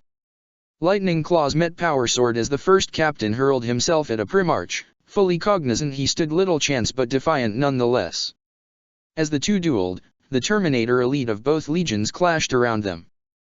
The narrow corridors echoed with the crackle of power weapons and the sonorous booms of crumpling power armor as the Atramentor battled the Phoenix Wardens in a crowded melee. The Night Lords had chosen their ambush well, for Fulgrim's men were armed with cumbersome power spears, whereas Kurz's sons were armed with a variety of flensing daggers and instruments of torture. As Fulgrim lazily dueled Sahal, confident in his ultimate victory, his sharp eyes picked out small details about those around him. From what little he knew of the 8th, it seemed these were the condemned, their gauntlets already red before even entering battle, and they all fought without regard to the foe they were facing. It quickly became evident that the Night Lords had conserved their strength for this moment, and despite their supernatural resilience, the Phoenix Wardens were all slain, leaving half a dozen Atramentor to turn their fury upon the Phoenician himself.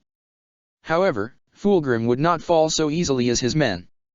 Even the gene-wrought might of Astaroths could not stand up to the speed of Fireblade, nor the virulent plagues which were part of the Emperor's children now, the caustic stench filling the air, burning and choking at the Night Lords even through their sealed helmet. One by one, the Atramentor were slain, each death accompanied by a fresh chorus of demonic voices, all promising him power beyond imagining once he killed his brother. Sahal was the last to fall, his archaic lightning claws chipped and shattered by the time the first captain choked out his last breath from his broken body. Stepping over the corpses of those foolish enough to get in his way, Fulgrim gently opened the door. How had it come to this, he wondered. All his achievements, all the time he had spent studying the blade, all for naught. Here was the end he had so craved, and while his face remained impassive, on the inside Fulgrim found himself caring for the first time that he could remember. Kurz stood above him, his heavy boots pinning each of the Phoenician's arms to the ground, utterly unscathed. As he stared up at his brother's blindfolded, snarling face, suddenly oblivion seemed a lot less appealing than before. Time slowed down, and Fulgrim found himself before Ulker once more, the daemon's putrid bulk wobbling obscenely as the creature heaved with laughter. What's wrong, O blessed Phoenix King of Longing? Death is a natural part of life, and you've lived longer than most. Ulker chortled, rancid bile leaking from the gaping wound where his intestines threatened to spill out. You promised an end to my suffering, creature. Fulgrim yelled inside his head, his saturnine composure now completely vanished. I did what you asked. I embraced your grandfather, my sons, and I spread his word and received his plagues. I said your torment would come to an end, and it will. Chin up, old sport, surely you knew I was referring to your mortal life when I mentioned your affliction? Don't worry, it will all be over soon. You won't even feel the final blow, and then immortality will be yours. You can't have life after death if you don't die after all. Ulker's smile grew ever larger, the doomsday bell in his hand clanging sonorously as the buzzing of flies intensified. Rejoice. Nurgle loves you. Fulgrim could not so much as scream as his brother's lightning claws descended. Nostramo shuddered with barely contained energies as the Primarch of the Emperor's children ascended to daemonhood.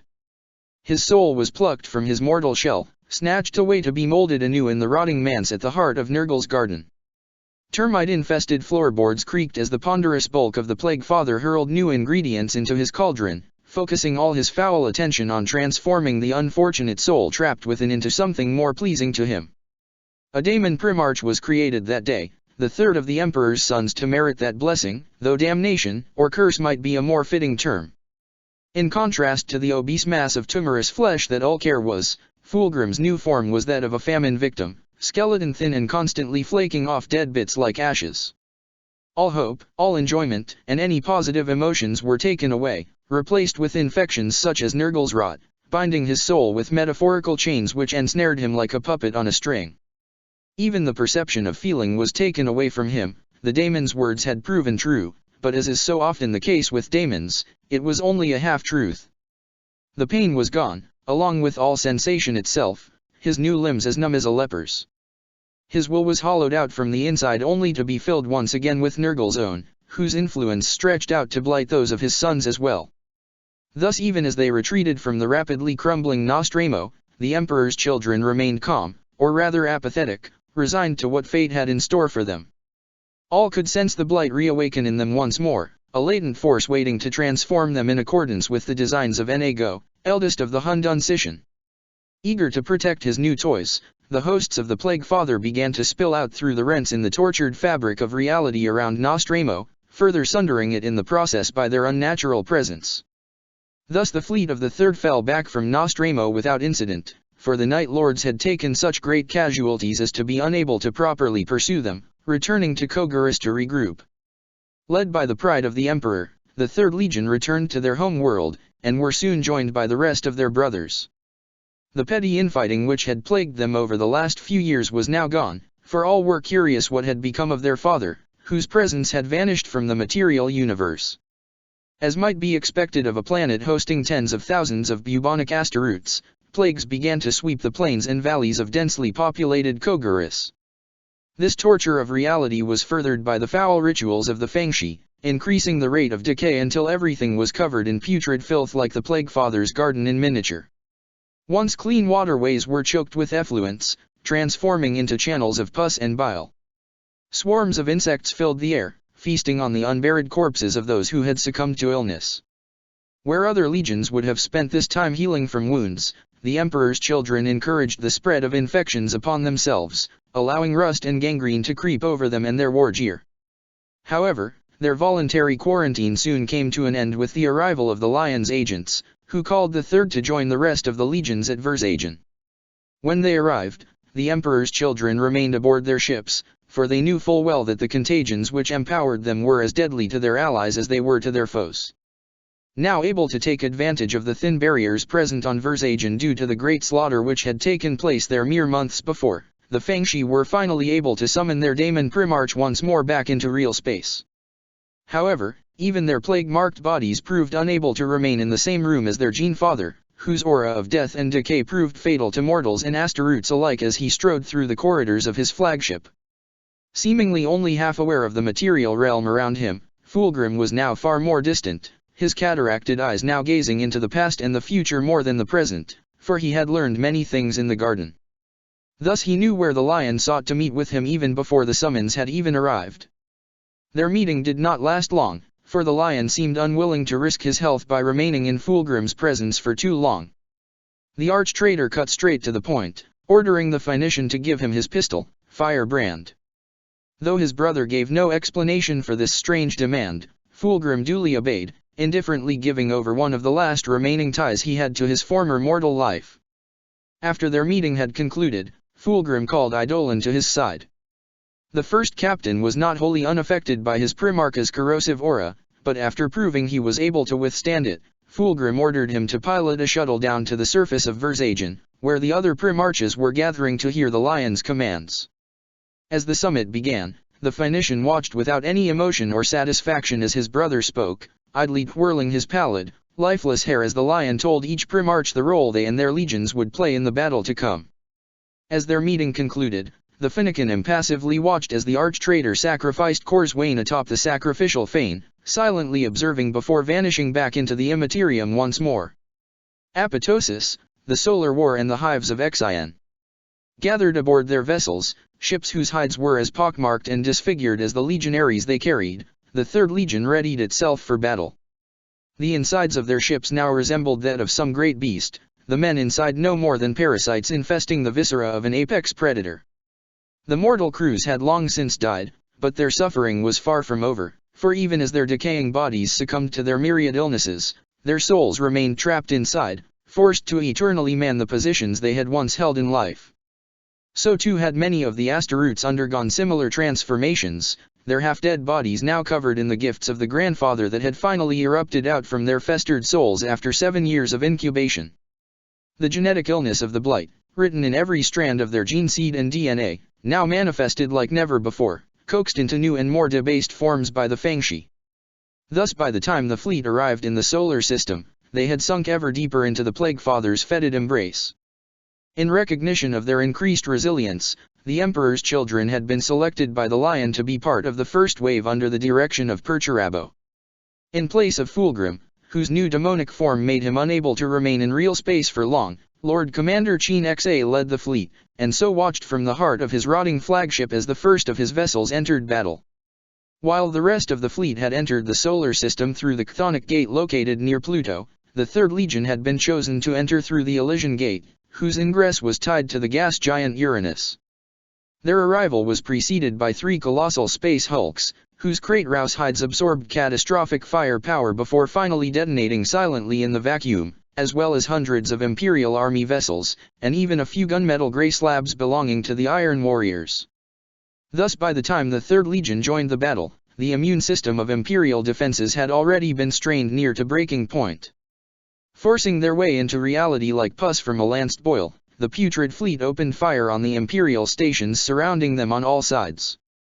The beleaguered defenders attempted to counter this new threat, but their shots were absorbed without much effect. Even the machine spirits of the Emperor's children vessels were torpid and lukewarm, merely groaning in pain rather than show any defiance as they ought to. However, the automated defenses crewed by mortals were merely the first line of defense.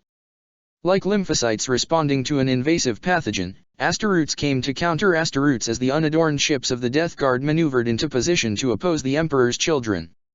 Over the course of the following 7 hours, the two fleets slugged away at each other, neither side willing to concede.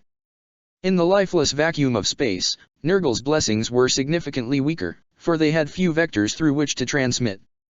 Forbidden weapons from the dark age of technology incinerated dozens of vessels along with the very moons of Uranus as the 14th Legion hurled themselves into the heart of those who would attempt to gain entry into their domain. For this they paid a grievous price, thousands of legionaries perishing silently in the void as their ships were boarded, infected from the inside by breacher teams of heavily armored traitors. It was not until Mortarion's own flagship, the Endurance, was destroyed that his sons finally conceded defeat. While the hosts of the Emperor's children had been busy seizing the Elysian Gate, the other traitors had made great progress as well. Perturabo and his forces had taken Pluto, while the sorcerers of the Thousand Suns had filled the gaseous skies of Neptune with the daemons of their patron. Where once the 3rd and 15th Legions had been close allies and even friends, the two could now be nothing but sworn foes, the vendetta between their respective patrons more important than any kinship. Thus the two fleets kept far apart as they pushed deeper into the solar system along with the rest of Perturabo's forces. With Uranus now in traitor hands, the Emperor's children were free to move with the rest of the traitor armada toward Sol itself. At Jupiter they were joined by the rest of the traitor armada, tens of thousands of vessels led by the Lion himself.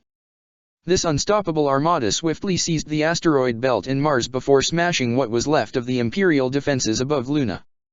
The conquest of the solar system had taken but 3 weeks, blitzing through Fukin's defenses by means of overwhelming numbers, brute force, and the will of the ruinous powers. However, Terra itself remained unbowed, defiantly hurling shots up at the tens of thousands of vessels which blotted out the sun above her. Only the will of Lionel Johnson, ever chosen of chaos, held them in check, a sword of Damocles dangling directly above the Imperial Palace. For the most part, their guns were silent, that is, save for the Emperor's children, who had been specially chosen for this task. The plague barges of the 3rd began to vomit down bile and effluents across the throne world, unleashing a putrid emesis of tiny cysts that slipped through the defensive batteries. As the pods entered the atmosphere, they burst with concussive force, venting their suspicious contents to disperse dozens of strains of plague across the jet stream. This grisly work quickly began to take its toll, for while asteroids were untouched by plague or disease, the mortals they protected certainly were not. Anarchy began to fill the crowded hive cities, billions succumbing to every disease imaginable as the desperate defenders struggled to maintain ordered quarantines. Weeks passed while the traitors waited for their plagues to do their work, and as their vigil entered its 4th week, a new bombardment began to fall upon the throne world. Countless regiments of the lost and the damned spilled down onto the surface of Terra, their ramshackle dropships now able to slip through the anti-air defenses whose crews had been decimated by illness. Though they had had no hope of breaching the palace walls, they served as a useful distraction, for with the remaining Imperial defenders now occupied clearing the chaff, the heart of the traitors was free to descend. On the 15th of Tertius, the 3rd wave began, tens of thousands of drop pods landing all across Terra like so many hailstones. The eastern flanks of the Imperial Palace, that sprawling megastructure spanning hundreds of square kilometers atop the Himalayan plateau, had been given over to the Emperor's children, but as the smoke cleared, the defenders on that stretch of the wall found themselves without any targets. Rather than join their allies in an immediate assault on the palace, the 3rd Legion had landed far to the east, in the heart of the crowded Zinnik River valleys which stretched for thousands of kilometers east of the towering Himalayans. Long ago, in a time lost to the mists of history, Terran settlers from this region had left the cradle of mankind on generational vessels, making the long journey to land on, among other places, the wind-swept plains of Kogaris. Their culture had formed the root of a new civilization there, and every millennia later, the legends of Kogaris still spoke of this stellar exodus. However, the cruel universe had created a terrible irony, for the armies of Kogaris had returned, not as explorers like their ancestors, but as conquerors and ravagers who sought to wreak death and destruction like the nomads of old. More than any other region on Terra, the Zinnik hives were the most crowded and miserable region on Terra. A substantial percentage of the quadrillions who called Terra home occupied these hives, packed into wretched squalor as they eked out their brief existences far beneath the surface. The urban landscape of Xian was unimaginably dense, spanning from the foothills of the Himalayas all the way to the edge of the Asian continent where an ocean had once been. The plagues had hit this land like no other, and with the coming of the Third Legion, new waves of suffering began to wash over the hives as the traders began their march toward the palace. As might be expected of a campaign pressing into the heart of Terra's populace, heavy defenses slowed the urban combat to a crawl, but the sons of Fulgrim did not mind. Vast haulers harvested the bodies of the slain, collecting them into vast alchemical cauldrons in which the Fangshi brewed inventive new toxins and potions which empowered their brothers as much as they hurt the imperial defenders. Vast smokestacks were fashioned from corpses of hives, towering constructs known as miasmic malinifiers which belched thick polluting fumes into the atmosphere, killing still more as countless innocents choked out their last breaths of noxious air. As the Emperor's influence waned, slowly throttled by the weight of the Immaterium pressing down upon Terra, the Emperor's children grew ever stronger as the blessings of Enago empowered them like never before. Tens of billions, those who had lived their entire lives in squalid conditions with little to no hope of ever improving their lot in life, fell and rose again, reborn in the fetid embrace of the Plague Father's minions who feasted on their despair. Entire hives came crashing down, burying their inhabitants alive as the numberless hordes of the unquiet dead sabotaged foundations and defenses alike. Against this vast array of horrors, the Loyalist legions did their best to punish the trespassers, battling for each hab block even as their mortal allies succumbed to illness. Thousands of Fulgrim's sons perished as the Alpha Legion and Salamanders ambushed the Third Legion from all sides of the urban hellscape at ruinous cost to themselves. Perhaps the only thing enabling the Loyalists to hold out was the forces the Third held in reserve. The elite of the Legion, most notably the Children of Blight, had yet to commit themselves to the battle. Nor had Fulgrim joined in, unable to manifest on Terra while the Emperor's psychic wards still held. Thus he remained in the Garden of Nurgle, his attention elsewhere as he communed with his patron, unaware all the while that what he took to be his own will was in reality the desires of his master. The Phoenician's mind had been torn asunder by his rebirth, and while the majority of it had coalesced and been reborn in the Garden of Nurgle, other splinters existed elsewhere, such as his home world of Kogaris. The power of the Plague Father had tied him to his sons as never before, and thus he was able to sense that several had rejected the gifts of Enago, though their identities remained hidden from him. The prognostication of the Fangshi, many of which had made the unholy pilgrimage to join their master, occupied what remained of his attention, watching them sacrifice and entreat the warp for visions of the future, their rituals more potent than ever due to the added ingredient of Fulgrim's own poisonous vitae. As his sons filled the Immaterium with the countless souls they slew down below, the astrological omens began to call the Phoenician to battle, and so with a groan, Fulgrim roused himself to prepare for battle. With reality now sufficiently thinned by the death of countless billions, the Daemon Primarch manifested on Terra for the first time.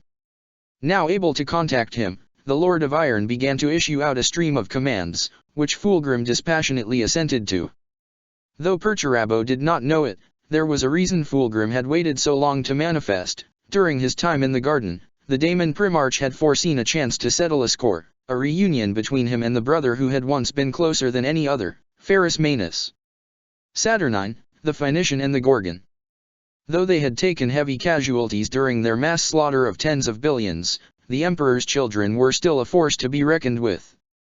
Hundreds of transport craft swiftly ferried the Third across the smog-choked skies, carrying them across lands which had once been thick jungles in millennia past.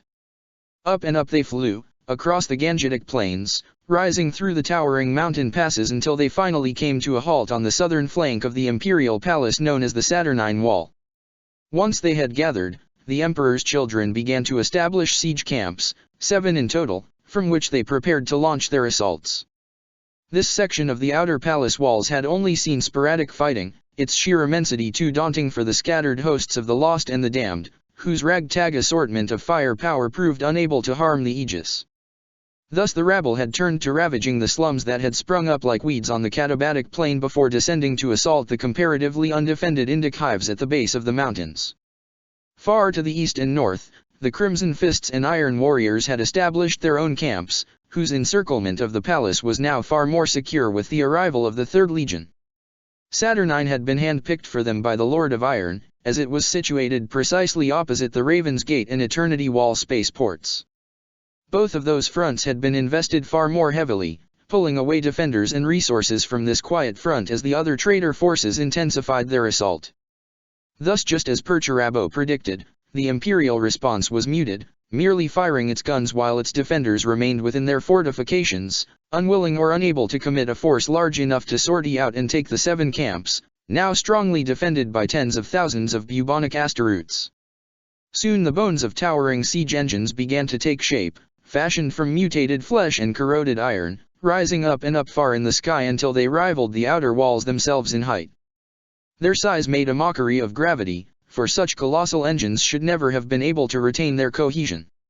Yet they did not collapse, for the power of the warp sustained them, the same power which seeped into reality as the barriers between the materium and immaterium thinned in direct proportion to the death toll. As the last of the 7 towers had been completed, one in each camp, Fulgrim signaled to his brother their assault was about to begin. The Lord of Iron gave his acknowledgement, updating the Phoenician on the simultaneous assault of his other forces, which included the forces of his own men, as well as the White Scars and Blood Angels. The warp surged with the defenders' despair as they caught sight of the massive engines beginning to move, creaking and groaning as their towering wheels lurched into motion. The hosts of Nurgle began their assault as demonic behemoths pushed and heaved at colossal battering rams, over 200 feet in length and fashioned into the shapes of monstrous boars and wolves whose mouths drooled with acid and glowed with infernal fire. Fleshy orifices yawned wide, belching forth thick black clouds made of flies and locusts that had been summoned into existence by sorcerers chanting Kogarian curses. These swarms bit and stung, overwhelming the hapless Imperial Army soldiers in the trenches at the base of the Saturnine wall while at the same time interfering with the incoming fire sent toward the towers. Atop the constructs, rusty catapults hurled canisters of gas as large as land raiders toward the palace, which burst open to unleash billowing clouds of pestilent miasma and corrosive gas. In the shadow of these great constructs, the Emperor's children and their cultist attendants marched to war, roaring in anticipatory fury as the engines lurched ever closer. Their advance was inexorable, shrugging off the shots hurled their way with desultory ease, feeling no pain even as their limbs were blown clean off. The favor of Nurgle protected them from all but the deadliest shots, keeping up a relentless pace as they trudged ever forward.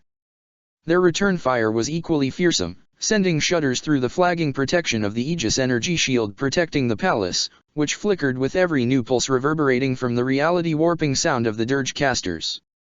Dirge casters. In the days of the Great Crusade, most Astaroth's legions had preferred to stick to conventional weaponry.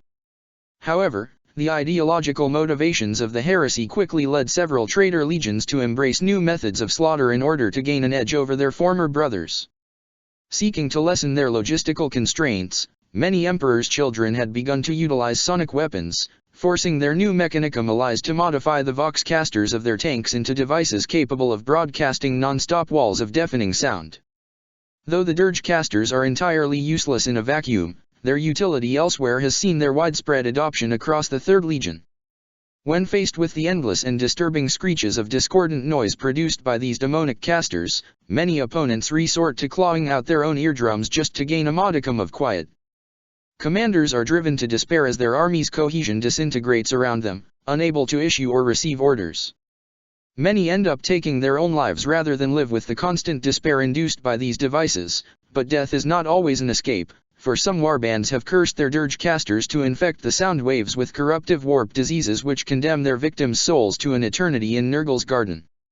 Trundling unstoppably through the shattered slums, the siege engines began to roll over the outermost trenches surrounding the wall, their spiked wheels grinding everything beneath them into gore-choked sludge. However, it would be some time before they would reach the edges of the wall, for they had been designed with resilience rather than speed in mind. The armies of decay slowly surged forward, all eyes facing forward toward their enemy as they passed through the earthworks protecting the base of the walls. They had no reason to look anywhere else, for their camps lay behind them, while thick clouds of smog choked the skies.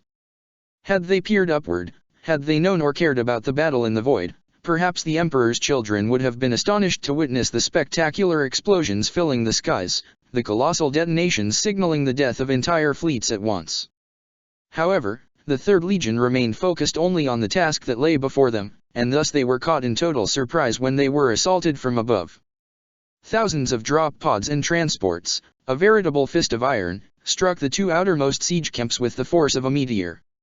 Spilling out like shrapnel from as many frag grenades, thousands of Asteroutes marched in mechanical lockstep, bearing the unmistakable white hand upon their matte black power armor as they fired with cold, machine-like precision. The pollutant-choked air was filled with the crackle of power weapons and the boom of bolters as the iron hands hurled themselves at the Emperor's children in the outermost siege camps, a colossal pincer move which cut deep into the traitor lines. Despite being outnumbered, Ferrus had attacked at such an angle for each half of his force to only deal with one camp at a time, thus achieving results far in excess of their actual strength. Hundreds of traitors were cut down in the opening seconds, the 10th Legion firing mercilessly into those who had once been as brothers to them. However, the Emperor's children were Asteroutes, and thus they did not react with fear and panic as a mortal army would have. Where the Iron Hands fought with the white-hot rage of brothers betrayed, the Emperor's children were motivated by festering resentment, stubbornly clinging to life in order to climb back to their feet and punish their would-be killers. Though they had once been as close as brothers, in truth the Third had always resented their cousins and their heroic primarch. Ferrus Manus had been found many years before Fulgrim, and as such had led his sons to countless victories, his legion festooned in glory and untainted by the genetic flaws which so plagued other bloodlines such as that of the Third. In contrast, Fulgrim and his sons felt they had never been more than an afterthought for the Imperium. To them, it seemed abundantly clear the master of mankind did not favor them, for why else had the blight been allowed to fester? Why hadn't the Emperor been the one to discover them like he had his other, more favored sons? Thus the relentless optimism of the Iron Hands had become nothing but an affront to the spiteful and sullen Emperor's children, whose hatred only grew as the 10th forced their way through the siege camps like twin sledgehammers crushing inward from both sides. Booming detonations accompanied by deafening crashes began to signal the destruction of the siege engines, which splintered and shattered as they crumbled to the unyielding ground below, victims of well-placed melta charges courtesy of the sons of Manus. The Immaterium surged to new heights of frenzy, the fury of the Iron Hands and the hope of the Loyalists on the walls observing this primordial struggle crashing against the tides of despair and misery surrounding the Emperor's children. Sensing the ripples of this sudden immaterial upsurge, more and more demonic predators began to turn their attention to the battle of the Saturnine Wall, eagerly waiting for the barriers of reality to thin enough for them to pass through and join in the slaughter.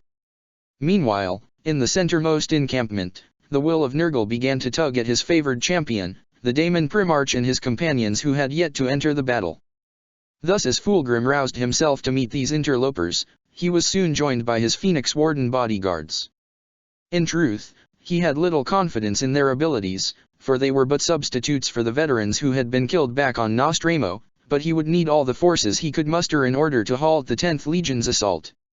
With the slow inevitability of death, Fulgrim left his tent and began to walk towards where he sensed Ferrus Manus. He had no doubt that his brother would be headed for the last remaining tower, which by now had reached the Saturnine Wall.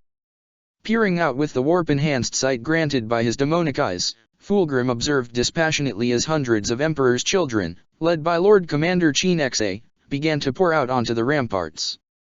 Kilometers below, thousands more legionaries gathered to watch as the colossal battering rams smashed cavernous holes in the thick masonry at the base of the Saturnine Wall. However, Fulgrim did not feel any satisfaction at the sight of his forces entering the palace, nor did he relish in the prospect of humbling Manus, for his positive emotions had vanished with his physical sensation. The Phoenician was confident in his victory over his brother, for the Fangshi had foretold this encounter long before. Their visions of the future foretold victory would come through fire, no doubt a reference to Fireblade, the sword he had long carried, which glowed with barely contained heat. With his victory assured, the Phoenician strode toward his brother, slow and purposeful as he idly cut down those foolish enough to stand in his way. Soon the Iron Hands began to fall back before him, preferring to concentrate their fury on those they actually had a hope of defeating, and soon enough, only Manus remained, a small hill of corpses at his feet. The Gorgon's expression was one of pure disgust as he caught sight of the Phoenician, a loathing expression Fulgrim returned fully as he beheld his self-righteous brother. Manus spoke briefly, as blunt as ever in his condemnation, but his words had no effect, for Fulgrim could no longer feel anything, and so battle was joined. The duel of the two Primarches was fought with an intensity that put to shame the colossal destruction occurring all around them. The titanic struggle of their bodyguards clashing around them, Morlock against Phoenix Warden, seemed pitiful and slow in comparison to the speed and ferocity of the demigods. Fireblade sang as it struck Forgebreaker, the massive warhammer which he had given Manus so long ago, a synecdoche of the entire Leonine Heresy, as two brothers gave everything they had in an attempt to kill each other. However, in the end, there could only be one winner. Even before his demonic ascension, Fulgrim had always been the more skilled duelist, and now with his unmatched resilience, he could outlast his brother as well. Fulgrim had hoped to feel something, anything, the slightest bit of anticipation at this foretold moment, but it seemed his heart remained unmoved. Manus staggered, caught off balance by a sudden blade flurry, and the Phoenician seized the opportunity to end it. Fireblade sang as it swung in a decapitation strike aimed directly at Ferris's neck, and a resounding clang filled the battlefield, audible even over the buzzing of the clouds of flies. To his surprise, Fulgrim learned at that moment that he could feel something, disappointment. Ferris's helmet had stood true, keeping his head on his shoulders, but as the Astaroths around them slowly comprehended what had occurred, Manus had already begun to move. Pistoning his arms upward to shatter the sword he had given his brother long ago, Manus unleashed a flurry of blows into Fulgrim's body. His metallic arms hooked and jabbed, each punch leaving deep dents and cracks in the gilded panoply, Fulgrim's once beautiful armor. However, this was but the beginning of his onslaught. Fulgrim screamed in fury as his brother's servo harness vented white-hot plasma directly into his face, melting through his helmet and setting his long white hair on fire.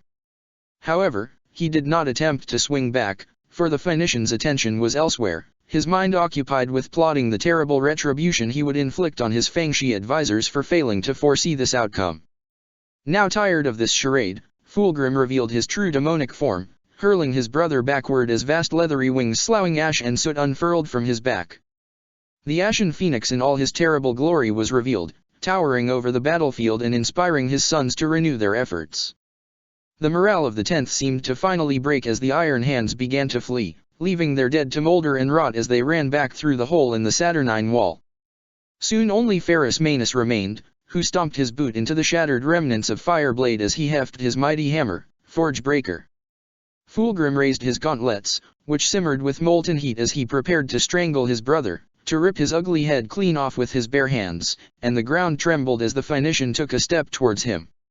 However, that was as far as he got, for before Fulgrim's unbelieving eyes, Ferris grinned, before turning to run headlong after his sons. The Emperor's children roared in anticipatory triumph, armor groaning and clanking as they began to give chase. It was then, in their moment of victory, when suddenly everything began to go terribly wrong. Vast explosions engulfed the battlefield as hundreds of shells rained down, a mirror of the Iron Hands drop pod assault which had occurred barely an hour before. The majority of these struck Fulgrim himself, whose demonic form struggled to remain coherent in the face of such firepower. Forced flat on his face by the concussive force, the Phoenician rose to one knee, only to collapse once more as his body was engulfed by living green flames, his own fires impotent in the face of ever-burning phosphex. Raising his head, Fulgrim was smashed down yet again, this time by Forgebreaker. Ferris had emerged from the palace once more in the wake of the bombardment, unleashing his full might into banishing his brother. The Phoenician struggled to rise several more times, but in the end, he simply gave in, deeming the struggle not worth care or effort. His animating energies yielded to the fury which battered him again and again, dissolving to leave behind only soot. The pestilence which had filled the air since his arrival began to dissipate, burned away by the unnatural green flames. When the Emperor's children beheld Manus standing proud, wounded but triumphant atop a pile of ash, when they felt their father's absence once more, they too yielded to the reality of defeat. With their father's soul now gone to join the grandfather in his garden once more, the Third Legion recognized their chance for victory had vanished with it. The legionaries on the ramparts began to fall back, leaping back onto their siege tower, which had already begun to crumble without the energies of the warp to sustain it. As the last of the Third fell back into total retreat, it came tumbling down, crushing thousands of plague zombies who had been left behind as chaff to slow the vengeful loyalists. As the dust cleared, silence reigned over the Saturnine wall for the first time in weeks, for the last of the dirge casters had been crushed when the tower fell. Only rubble, corpses, and discolored patches of fast-drying rockcrete poured into the breaches marked the location of the Emperor's children assault, who had fallen back to their camp in disgrace. With the Primarch now gone, command now fell to Eidolon and Sheen Xa as the sole remaining Lord Commanders. Thus it fell to them to inform Perturabo of their failure, but to their surprise, the Lord of Iron did not react with the fury he was known for. After listening to their account, he dismissed them from his considerations, discarding them like a broken tool that could no longer be of use as he turned his attention back to the wider battle. Their vox was soon routed to one of his adjutants, who revealed the Lord of Iron had viewed them as nothing more than a distraction. Had the assault on the Saturnine wall succeeded, the traitors would have been able to push into the heart of the inner palace, bypassing the need for the other assaults entirely. While the Emperor's children had not achieved their objective, the chaos it had caused and the resources it had used up enabled the traitor titans to create a breach in the Mercury Wall, through which the traitor armies now entered the inner palace. Weighing their options, Eidolon and Sheen Xa ordered the legion to fall back for now, and as the last transports took off, artillery shells flattened the last siege camp. The Emperor's children took advantage of the transport time to ready themselves for battle once more as their dropships carried them across vast distances, navigating solely by instruments in the smoke-filled skies. Now on the opposite side of the palace, the Third returned to what they did best, unleashing despair and slaughter, set loose to wreak havoc in the heart of Imperial defenses in the crowded districts between the outer and inner walls, where their unnatural resilience made them perfect for the grueling task of clearing the dense streets. As the days passed, the hosts of the Third drew ever closer to the Tower of the Hegemon, an infection inching its way into the metaphorical heart of the Imperium. They had suffered grievously, as had all the legions, but they were finally on the cusp of victory. Post-heresy, a temporary convalescence. However, just as before, it was in their moment of triumph that hope was taken away. Their slow and steady advance had not been quick enough, and now Imperial reinforcements had arrived. Already the ships of the Night Lords and Word-bearers had begun to clash with their traitor counterparts, including those of the Emperor's children. Eidolon and Sheen Xa both attempted to contact Perturabo, but no response was coming, and they quickly realized they were on their own. Despite their untenable position, the Emperor's children remained calm, for the blessings of Nurgle meant none of them feared death. Rather, of all the traitor legions, they alone saw the setback at Terra as the chance for a new beginning. The twisted ideology of the Plague Father filled their hearts with perverse joy at the knowledge this was but the beginning of a new campaign, the Long War. Thus in good order they retreated to their transports, rapidly shuttling back up to their ships in orbit. The void above Terra had become a confused melee as thousands of ships fired blindly into each other, traitors scrambling to flee while loyalists attempted to break through to relieve the palace. Already the colossal fleets of the Imperial Fists and Iron Warriors had broken away, leaving the Emperor's children and the other traitors to fend for themselves. The Third had never had a particularly large fleet, but the ships they did have were durable like no other due to the blessings of the Grandfather. Nor did they particularly fear death, and so they remained undaunted despite the chaotic mess the void had become. Fighting their way through the tumultuous scrum, the Emperor's children escaped back to Uranus, departing the solar system the same way they had come in, taking but a few casualties before passing through the Elysian Gate on their way back to Kogarus. Upon arriving at their home world, the Third Legion fell back into the same pursuits which had occupied their time prior to the muster at Versagen. Thus they began to concentrate on remaking their home world in their own image as never before. The seeds of ruin which had been planted years before sprouted and spread as the Fangshi resumed their rituals, once more rending the already abused fabric of reality. Kogarus began to tumble down the path into becoming a daemon world as the immaterial barriers thinned, a process aided by the reappearance of Fulgrim. Though his mortal avatar had been destroyed by Ferrus Manus upon Terra, a shard of him had remained, trapped upon their home world as some lingering aspect of his attachment to the planet he had grown up on, born from memories of the past. The Emperor's children were delighted to have their father join them once more. The Fulgrim shard served as a conduit for their patron, bathing the world in the energies of rot and decay as the Neverborn clawed their way into reality from the depths of the garden.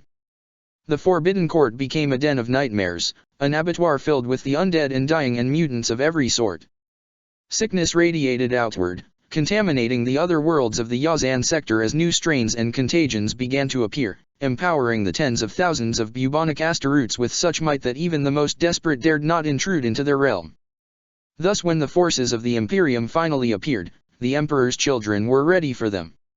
7 whole sectors comprising dozens of different systems were now inundated with plague, unholy beacons radiating sickness and despair for many light years, which corrupted the many unfortunate populations which had previously been unaffected by the heresy.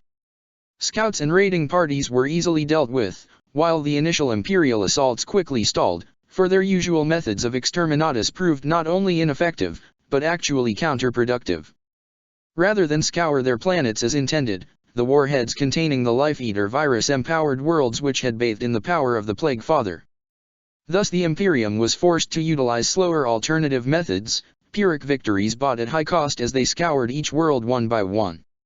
However, the Emperor's children were not about to give up so quickly, and soon the Loyalists were forced back, their grand campaign stalling in the face of concerted resistance from the bubonic asteroids. The presence of the Fulgrim Shard empowered his children to new depths of resilience, a demonic apparition appearing to his scattered hosts like an angel of death. The Shard carelessly waded into battle regardless of the odds, a fearsome sight which sent many mortal armies fleeing in terror. Thus stymied, the Imperium resorted to more drastic measures. The Corpse Emperor had sent his executioners. Once more asteroids clashed with asteroids as the 6th Legion arrived to box the traitors in. Now spread out across dozens of systems, the Emperor's children began to suffer losses as the Space Wolves isolated and destroyed their garrisons one by one.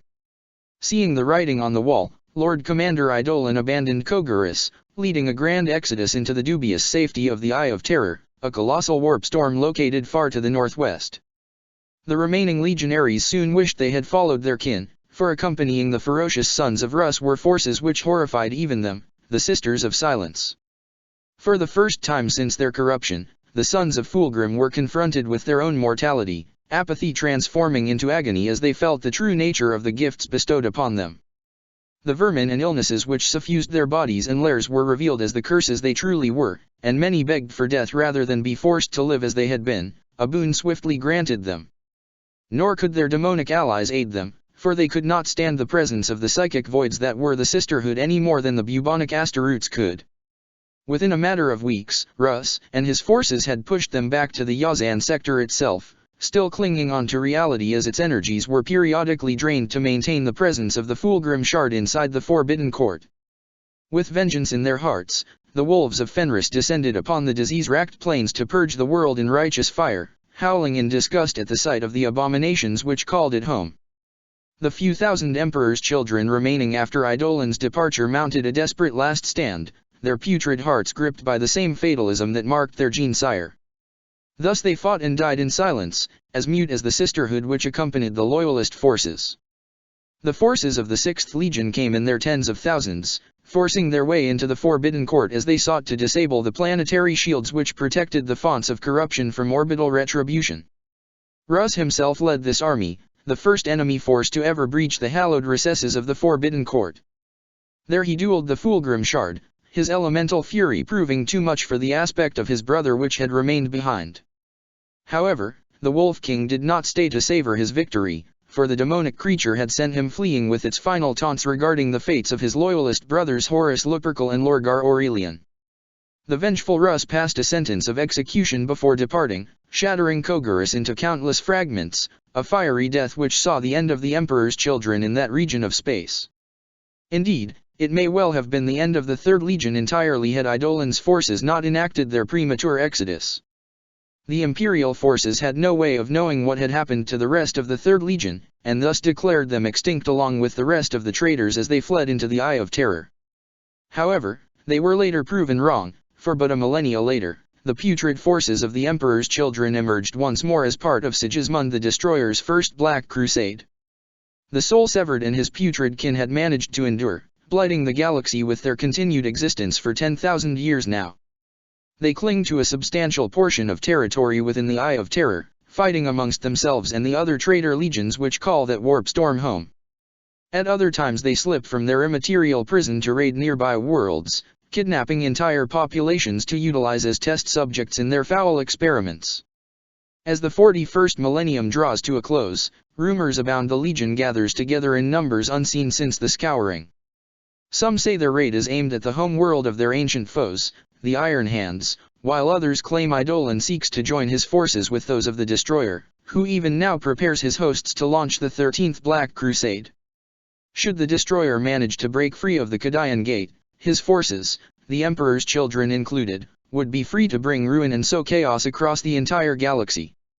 Sigismund's victory would be a victory for the Third Legion as well, for it would unleash despair on a galactic scale, one which would crush the hearts of those who defend an Imperium rotting from the inside out. The fires of hope and courage grow ever dimmer as the Emperor's children march to war, a cancer about to reach its terminal stage. Home world, recruitment, and gene seed. Of all the countless daemon worlds that exist within the Eye of Terror, perhaps the most lethal is the so-called Plague Planet, home world of Fulgrim. This is but a conjectural title, for so virulent is its disease-riddled atmosphere that only those invited by the Chosen of Nurgle have any hope of survival. In contrast to the towering fortifications which ring the worlds dedicated to the other ruinous powers, the Plague Planet has no defenses, for none are necessary when it holds nothing of any value. The air itself is a toxic miasma, riddled with pollution and smog formed from the immaterial echoes of the hopeless toil of those living on industrial worlds. Endless expanses of swamps and wetlands cover most of its surface, fetid bogs which conceal the ruins of ancient cities in which lurk daemons and other monstrosities in various stages of death and rebirth. Impossibly deep sinkholes riddle the surface, the so-called plague pits that shift and move at random. In some areas, icy winds blow constantly, freezing the bubbling surface in tumor-esque formations, while in others, boiling geysers of pus scald those who stray too close. Acid rain is a near-constant occurrence, save for the desert regions whose surface is a rotting epidermis covered by dunes composed of dead skin cells. Towering cypresses and bamboo forests provide rotting timber for the few structures which cling stubbornly to existence on this miserable world, housing the pitiful mortals which live without hope. Their lives are constant toil, dying in countless numbers to shore up their squalid insectoid hovels from sinking into the muck.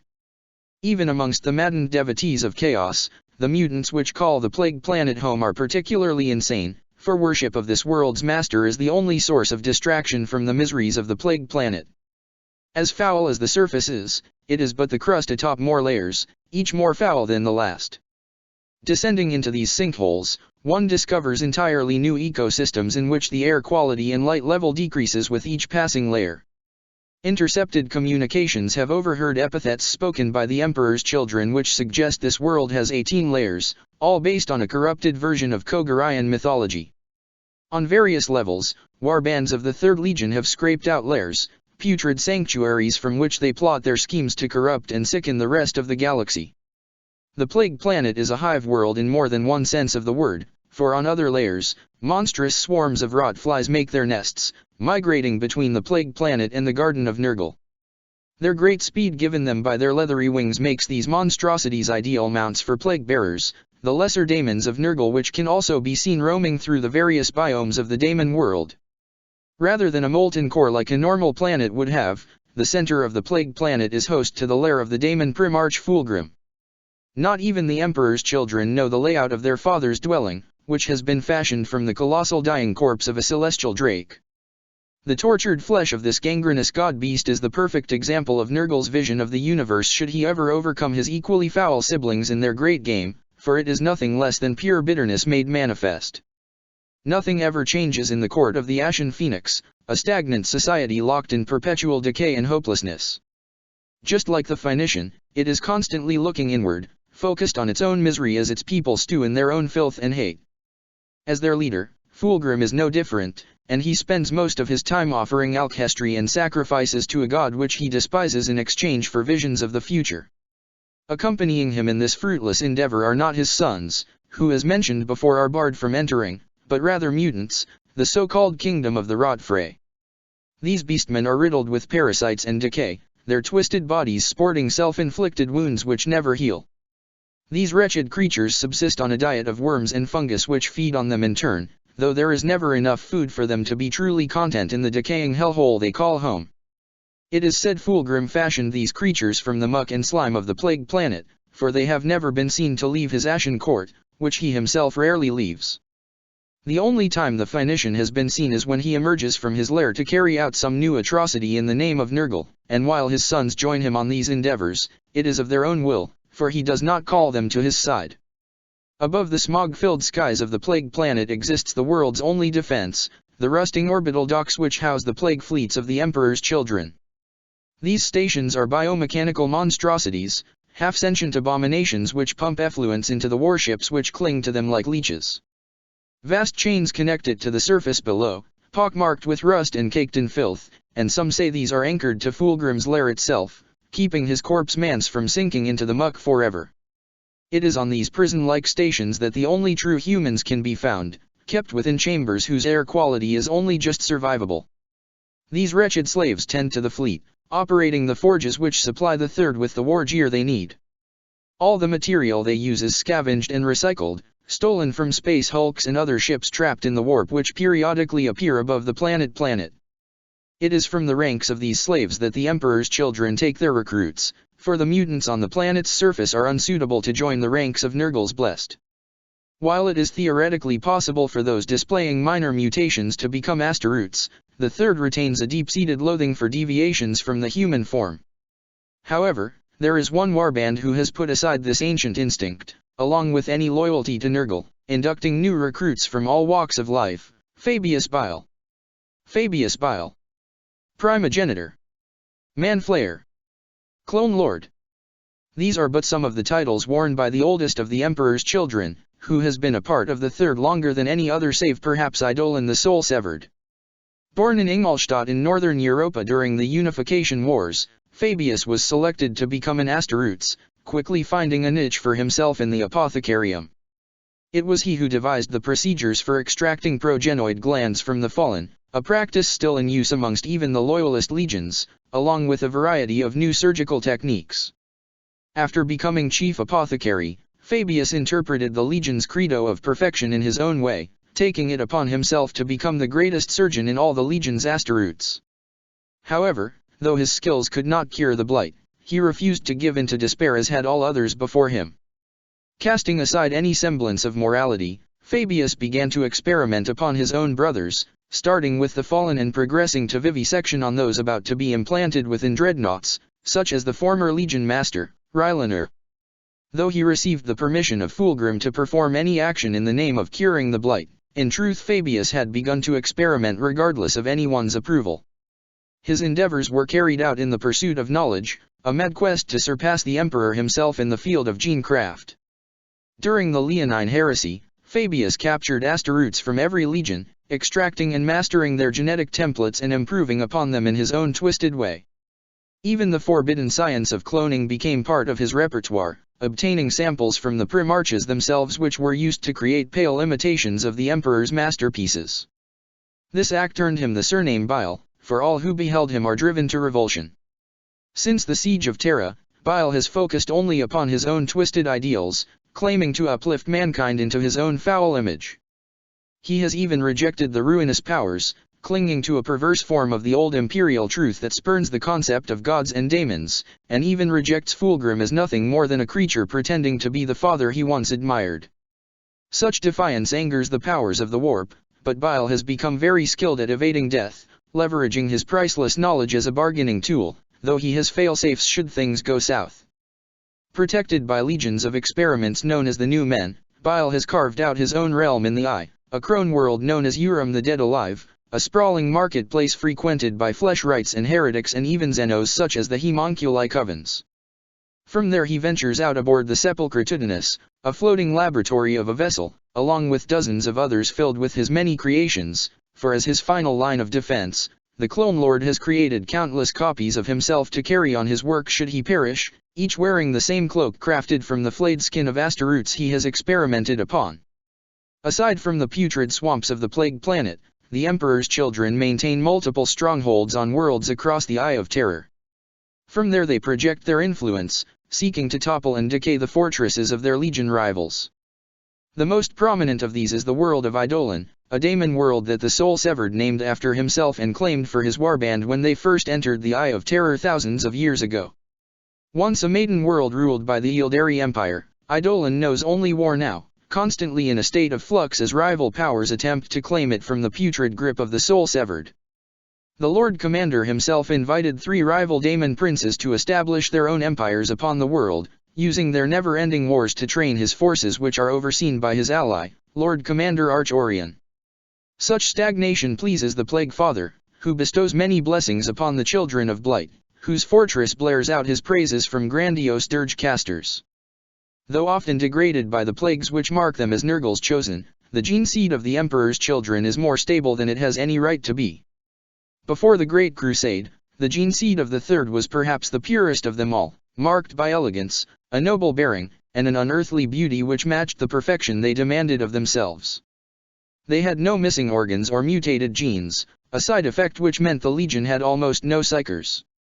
It was perhaps for that reason, or for the favor shown to them by the Emperor, that the Selenar introduced the Blight, an artificially induced defect which ravaged their bodies and devastated their numbers. Even after the reunion with their Primarch, the Blight continued to plague them, a curse kept at bay but not destroyed, and their embrace of Nurgle meant they no longer wished to remove it. Even Bile has been unable to undo the dying curse of the Selenar, developing only stopgaps and workarounds to continue his work. Only the power of Nurgle can help legionaries who reach the terminal stage of the Blight, transforming it into more beneficial mutations such as dulling the pain or surface level changes. Aside from the Blight, the third bears remarkably few mutations, for the Plague Father is loath to bestow such gifts, for that is the province of his eternal rival, the Changer of Ways. Recruitment waxes and wanes in accordance with Nurgle's influence in the warp, but on the whole, the Emperor's children have remained around the same size since the end of the Scouring, around 70,000 Astaroths in total. Their bodies reveal the corruption festering in their souls, bloated and infected, covered in sores and wounds and caked in unclean filth. Fulgrim himself is similarly corrupted, a towering giant whose form is wreathed by his bat-like wings, from which slough off soot and ash. Each time he is summoned in real space, he bears a new weapon to replace the destroyed fire blade, from twin bone sickles, to whips fashioned from bronze chains, to a trident whose tips had been dipped in the cauldron of Nurgle. His most common weapons are his gauntlets, which glow with a sullen red heat capable of dissolving adamantium in seconds. Combat doctrines and organization. The Emperor's children are an offense-oriented, elite legion. Their numbers have never been very large, but they more than make up for that in the quality of their troops. Before their corruption, the Third Legion focused on perfection, making each legionary as good as he could possibly be by mastering every facet of war. A trace of this ideology still shows in their combat doctrines, but only in a debased form, twisted by the ideology of Nurgle. Rather than inspire those around them, the Emperor's children seek to provoke despair by any means necessary. The only hope mortal armies have against these disease-ridden monsters is a swift victory, but few forces can bring enough firepower to bear to halt the Emperor's children before they can get a foothold. Whether by shrugging off mortal wounds, walking unscathed through hailstorms of fire, or simply existing in the most toxic environments imaginable, the Scions of Fulgrim seek to show their foe that they are as close to unkillable as can be. Many Imperial Guard regiments can attest to this resilience, recording Plague Marines tanking lascannon and other anti-tank rounds with little to no effect as they relentlessly advance. However, it is in close combat where they truly shine. Save for the creations of Bile, all sons of Fulgrim are infected by the countless contagions of Nurgle, foul gifts from their patron which weaken and sap the strength of those around them. Flesh withers, metal rusts, and plastics begin to dissolve as the Emperor's children stride across the battlefield, increasing with potency the longer the war continues, to the point where even the gene-rot might of Astaroth's immune systems struggle against such virulent poison. These demonic contagions are effective even in the void, not needing atmosphere to travel unlike their sonic weaponry, and thus few forces are brave enough to continue an assault after their initial barrage has failed to uproot a force of the Third Legion. One such example of this occurred during the Third War for Armageddon, where alongside other traitor forces, an entire Sepsis cohort descended upon the industrial world in the midst of an Orcish invasion. As the battered Imperial defenders struggled to hold on to the hive cities against the greenskin hordes, the Emperor's children, led by Captain Lucius, ravaged the water supplies and spread virulent plagues across dozens of minor settlements. The Emperor's children are highly fond of using Terminator armor, favoring it for the faceless aura of invincibility such armor bestows. Such armor is also proof against flame weaponry, a common recourse of foes who seek to burn out corruption wherever it takes root. Many Terminators utilize Baroque weapons which have either fallen out of use, such as flails and scourges, or have twisted existing designs to a more foul purpose, such as the plague spewers, which launch acidic slime which dissolve the flesh of those unfortunate enough to be caught by it.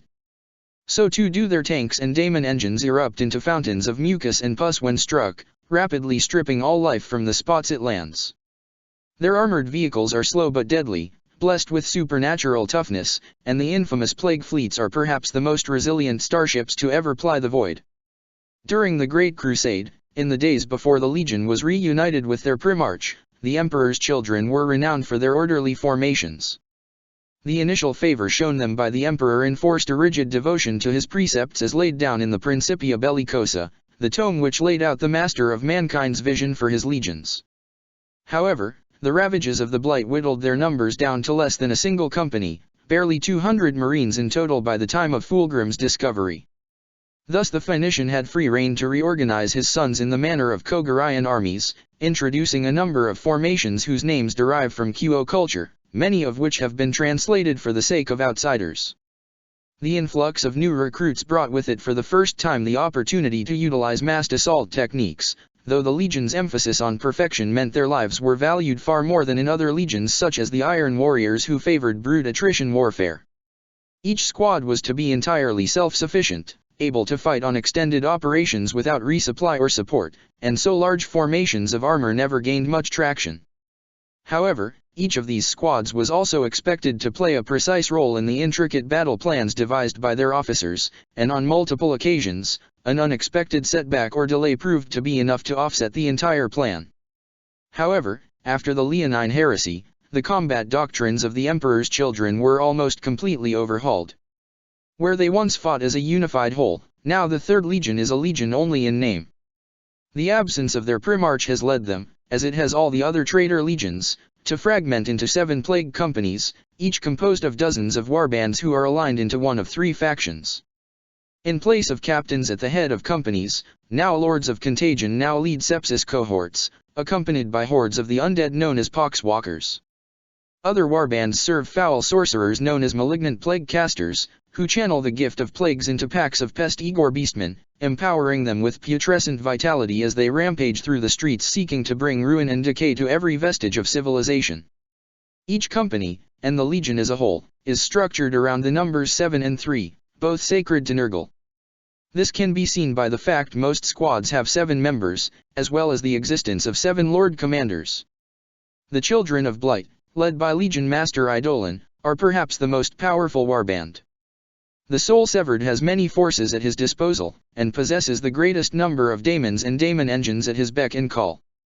The Soul Severed has died countless times in service to Nurgle, but is reborn anew from the muck of his titular daemon world, more powerful and less human with each rebirth, which sees different and varied plagues bestowed on him depending on the whims of the Plague Father. His power is further augmented by the tenuous alliance he maintains with his fellow Terran Lord Commanders Lucius the Eternal and Arch-Orion the Cacophonous, whose warbands the Never-Dead and Putrid Choir have brought ruin to many imperial worlds. This alliance is known as the Mantle of Poxes for their emphasis on plagues, and sonic weaponry is a common tool in their arsenal. It is all but certain that Eidolon's forces have killed more people than any other. Ahriman's sorceries are limited to the times he strays from his master's side, while Leonid Thiel's worship of himself keeps his attention turned inward. Even Nasser Umit, long renowned as one of the greatest military minds to ever exist, cannot hope to match his butcher's tally against the sheer virulence unleashed by the Children of Blight, whose poxes ravage entire sectors in the time it takes other warbands to slaughter a single world. Eidolon has become a walking experiment, killing countless trillions as he carries out his own plots in the name of Nurgle, and the galaxy shudders when he turns his attention away from his own empire toward the realms of man. However, this does not mean Eidolon's forces are the only threat to derive from the Third Legion. Another power block, made up of the Kogarian Lord Commanders, seeks to oppose him, creating a stagnant balance of power which greatly pleases Nurgle. Known as the Mantle of Contagion, this alliance, led by Chin Xa the Poxmonger, Kyuble the Pallid Hand, and Shivan the Corroded, seek to seize total control of the Eye of Terror, including their own Legion brothers. Rather than relying on cultists or daemons to do their dirty work, The forces of Qin XA emphasize infantry and tanks, their formations interspersed by officers on jet bikes. Alchemical weapons and destroyer squads are common sights, which are utilized to devastating effect against even the most hardened foes. Many times have these warbands ventured out from the plague planet, bringing ruin and despair to other worlds in the Eye of Terror, including those of other legions. They have clashed most often with the Thousand Sons, for the Chosen of Tsianch are their patron's greatest foes, and in this pursuit, they have managed to summon their daemon Primarch to their side on multiple occasions. The sons of Kogurus still love their father even though he does not return their affection in kind, and enjoy crafting gory statues in his likeness from the mangled corpses of their victims. Standing apart from both factions is the final Lord Commander, Fabius Bile. The mantle of virulence is his to command, though he himself calls it his consortium, a diverse group of apothecaries from various traitor legions dedicated to the pursuit of science and flesh crafting. The consortium is based out of the crone world known as Urim the Dead Alive, and serves as a neutral ground when the other two mantles wish to speak. Those warbands sworn to the Manflayer, known as the Creations of Bile, are often accompanied by mobile meat wagons and alchemy stations on which they experiment on the hapless prisoners they take in battle. There are few fates worse than being taken alive by the sons of Fulgrim, who delight in crafting foul concoctions made from those they experiment on. Bile in particular has experimented on his own brothers, such as the twins Abranx and Helidon, whom he fused with a beast of Nurgle to create a hulking monstrosity, or Mordrak, Castellan of Castle Sublime, who has been given perpetual life to the point of regenerating from ash. Acoli. After swearing their allegiance to the god of pestilence, the men of the Third Legion became known as bubonic Asteroutes. Since then, their bodies have become riddled with diseases and illnesses of various strains. This is not a condition limited to the Emperor's children, for Asteroutes from other legions who swear themselves to Nurgle also begin to show signs of his favor. However, there were those whose devotion to Nurgle outstripped that of their brethren, those whose suffering truly caught his rheumy eye. Such monsters are known by a different name, the Acoli, or Plague Marines. Home to the most foul agues such as the Sangueuse Flux or Nurgle's Rot, they are perhaps the ultimate warriors, for Nurgle's foul favor has endowed them with disgusting levels of resiliency. It takes an inordinate amount of firepower to lay low even a single one, for their rotting flesh is capable of simply reshaping itself back together after sustaining traumatic damage. Even death cannot hold back the Acoli, for on multiple occasions, their patron has been known to raise them from the dead. It is from the ranks of the Acoli that the Noise Marines come from, the dreaded cacophony.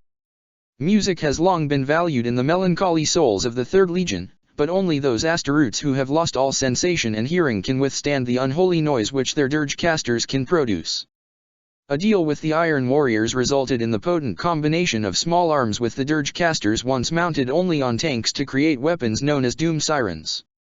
Though only a few dozen of these devices exist, mostly within the warbands allied to the Soul Severed, they make the cacophony incredibly deadly. A squad of Noise Marines is capable of creating deafening walls of sound, leading many of their victims to claw out their own eardrums rather than listen any longer. The tolling of bells and the buzzing of flies follows them everywhere they go, even when the dirge casters aren't playing, but amidst the screams and cries for help, all the cacophony here is the sweet laughter of their patron, who is well pleased with the chaos they wreak. In a similar manner to the slow, methodical nature of the daemons of Nurgle, the Emperor's children often move with the unstoppable force of a tsunami. Rather than rush headlong into battle, the sons of Fulgrim slowly march into battle, reveling in how little pain they feel and offering up praises to the Plague Father. Then without warning, they will retreat, only to strike once more before their enemy can recover. Just like the plague knives they wield, the forces of the Emperor's children prefer to plunge into the body of their foe dozens of times, weakening their resolve until they become too weak to defend themselves. Oftentimes these attacks will be accompanied by a variety of support weapons such as choking clouds of poisonous gas, swarms of infected flies, or deafening walls of sound. Death Corps of Krieg. In the early centuries of M40, the world of Krieg was a prosperous hive world, no more remarkable than any other. As is so often the case, hidden heresies festered like a canker sore, tumors of rebellion which eventually saw its ruling autocrats declare independence over the issue of tithes. However, there were still loyal sons of the throne upon Krieg, and soon the planet fell into a civil war. Led by the now infamous Colonel Jordan, the city of Ferrograd launched a preemptive atomic strike upon the rest of the planet, killing billions in one fell swoop. Now the master of nothing more than endless radioactive chem wastes haunted by ghouls, Jurden turned to the Adeptus Mechanicus for answers, but few were coming. However, a chance encounter with a derelict cruiser would change Krieg forever, for aboard the listing vessel was a withered old man with extensive knowledge of eugenics. Though the mysterious stranger quickly perished from some unknown blight, over the next 5 centuries Jurden and his allies transformed Krieg into a realm of nightmares. The ruined cities became cloning factories equipped with vitae wombs which pumped out entire regiments of fanatic soldiers, their bodies protected from the radiation by gas masks and other such equipment. The despair radiating from Krieg soon attracted the attention of Nurgle, who dispatched one of his daemon princes to whisper new additions to the vitae wombs to Colonel Jurden in his dreams. Soon enough they fell into the embrace of the Plague Father, and have since been spotted fighting alongside warbands of the Emperor's children, whose limited numbers are greatly aided by the endless ranks of the Death Corps, as they soon came to be known. The sons of Krieg represent the horrors of gas warfare, of the diseases which are endemic in the trenches and which so often accompany the endless conflicts which plague our galaxy.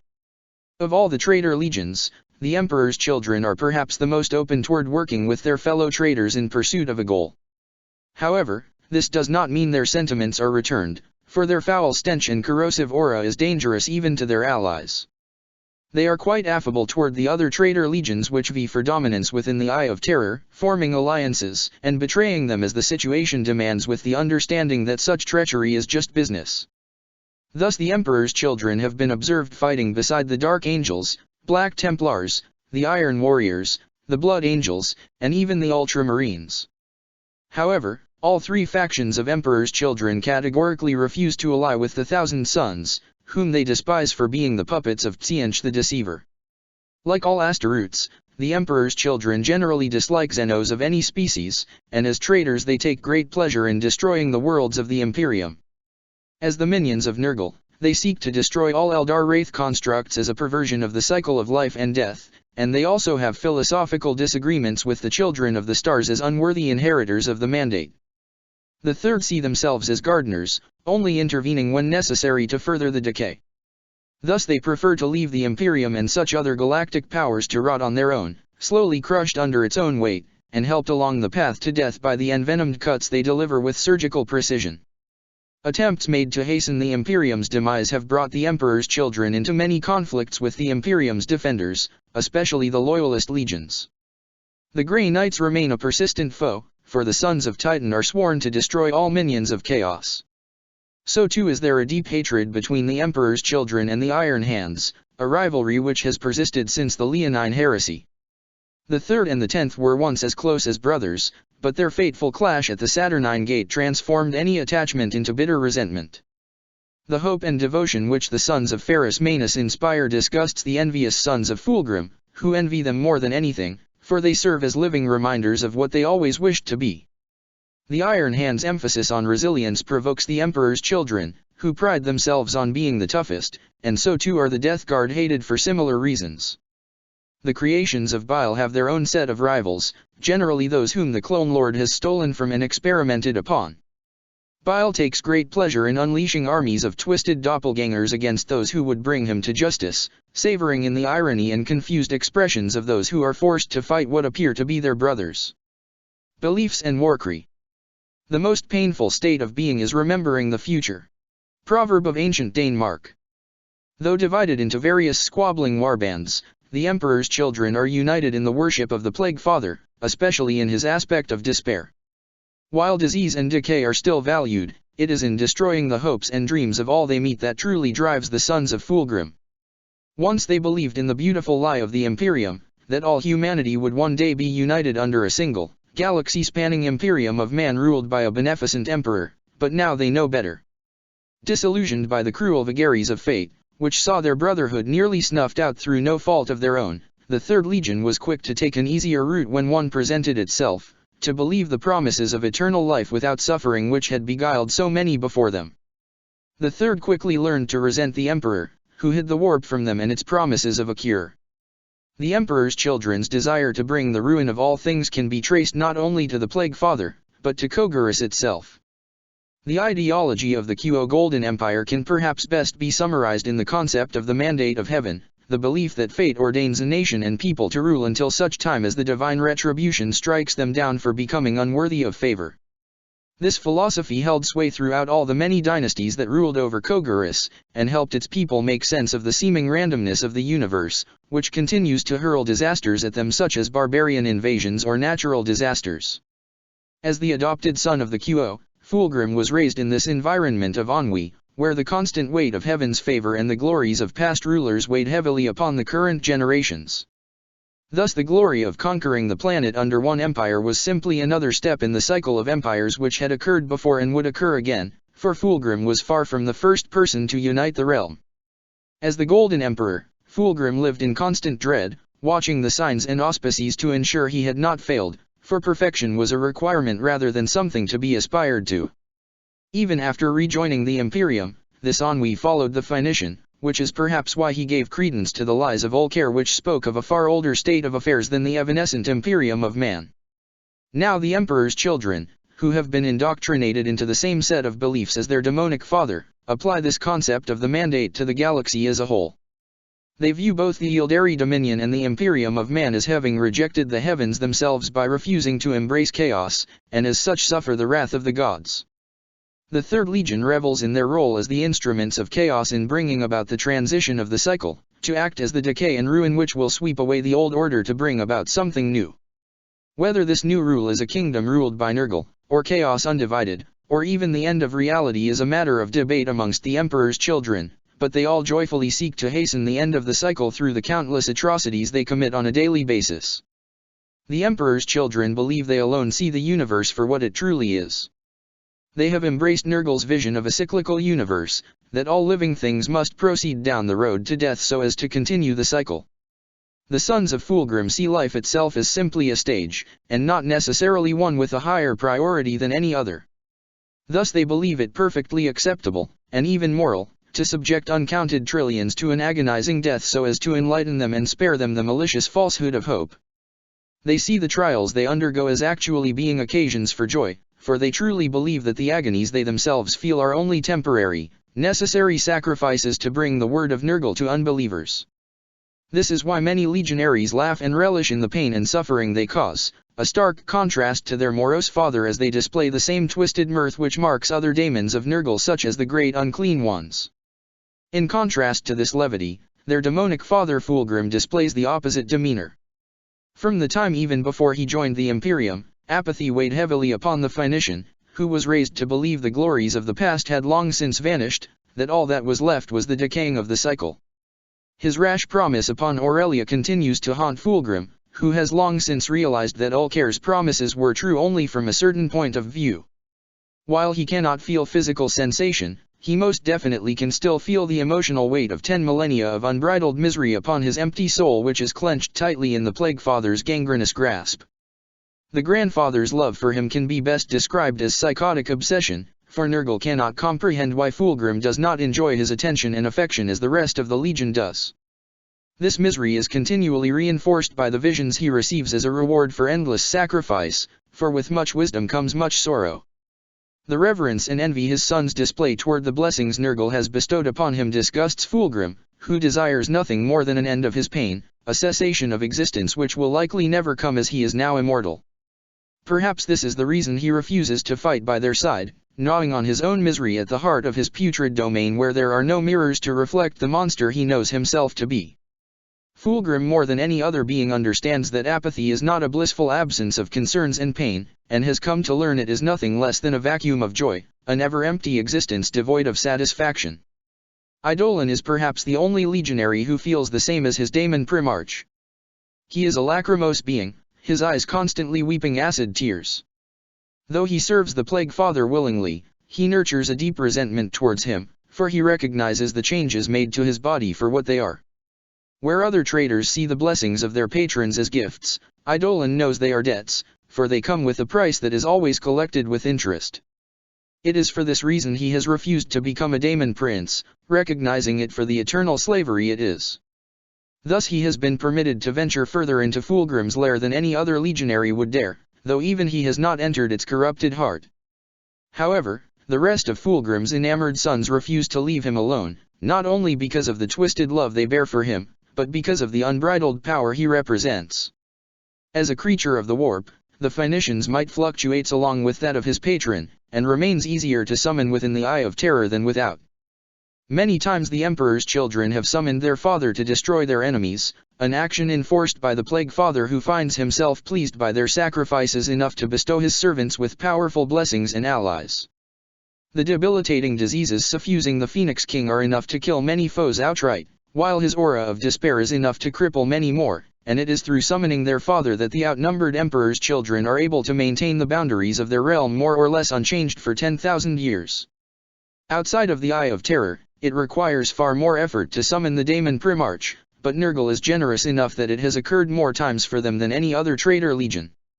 Though it is always unwilling on his part, Fulgrim the Ashen Phoenix can be summoned into real space every 777 years, each occasion heralding a time of unprecedented catastrophe for those he faces.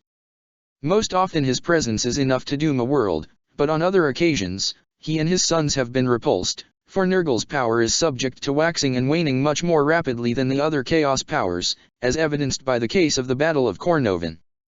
Battle of Cornovan.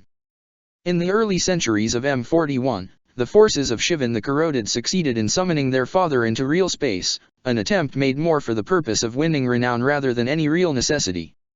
Without any true threats, the Phoenix King was thus left free to ravage multiple sectors rather than be banished back in the midst of battle, as is often the case. When word of this rampage reached the hallowed halls of Titan, the legendary Grey Knights knew they had to act, for the suffering and death Fulgrim inflicted would only enable him to remain in real space longer. Gathering the largest Grey Knight strike force in millennia, Supreme Grand Master Geronidon led an entire brotherhood alongside thousands of their exorcist auxiliaries into battle, coming face to face with the Daemon Primarch upon the world of Cornovan. As the Grey Knights battled the daemons of Nurgle and the Emperor's children, the Supreme Grand Master and his bodyguard confronted the Daemon Primarch. One by one the Ashen Phoenix struck them down, his molten hands dissolving the runic wards engraved on their Aegis armor while ignoring the feeble blows from their nemesis force weapons. Soon only Geronidon remained, his squire watching helplessly as his master's holy body withered to nothing in the putrid grasp of Fulgrim. As the Daemon Primarch tossed aside the lifeless corpse of the Supreme Grand Master, his squire prayed to the Emperor as never before, bravely picking up the fallen Titan sword in order to attack his foe. It was in that moment that the Master of Mankind bestowed his favor upon the Astaroths, thus beginning the legend of Kaldur Drago. Filled with holy purpose, Drago leapt at the Daemon Primarch, plunging the full length of the Titan sword into Fulgrim's back.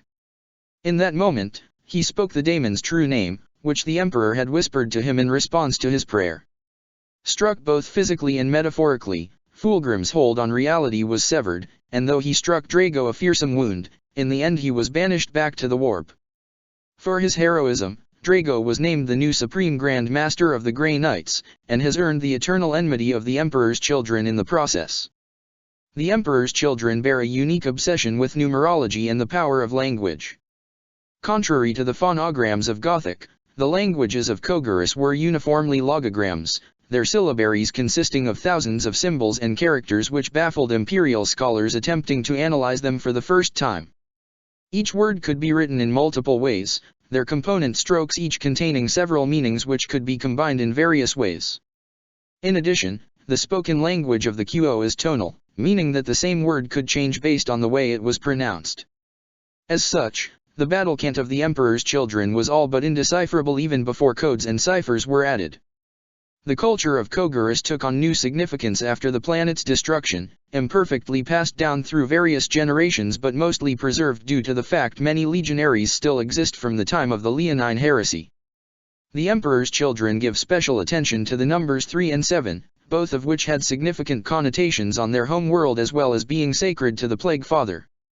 For example, the number 3 is not only connected to the concept of life, but in the very numbering of the Third Legion, which has been divided into 3 factions.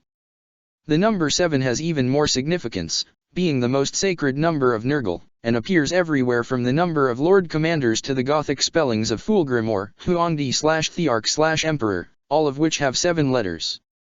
Even in ancient cultures, 7 symbolized perfection, which, as with all things touched by chaos, has been corrupted and debased.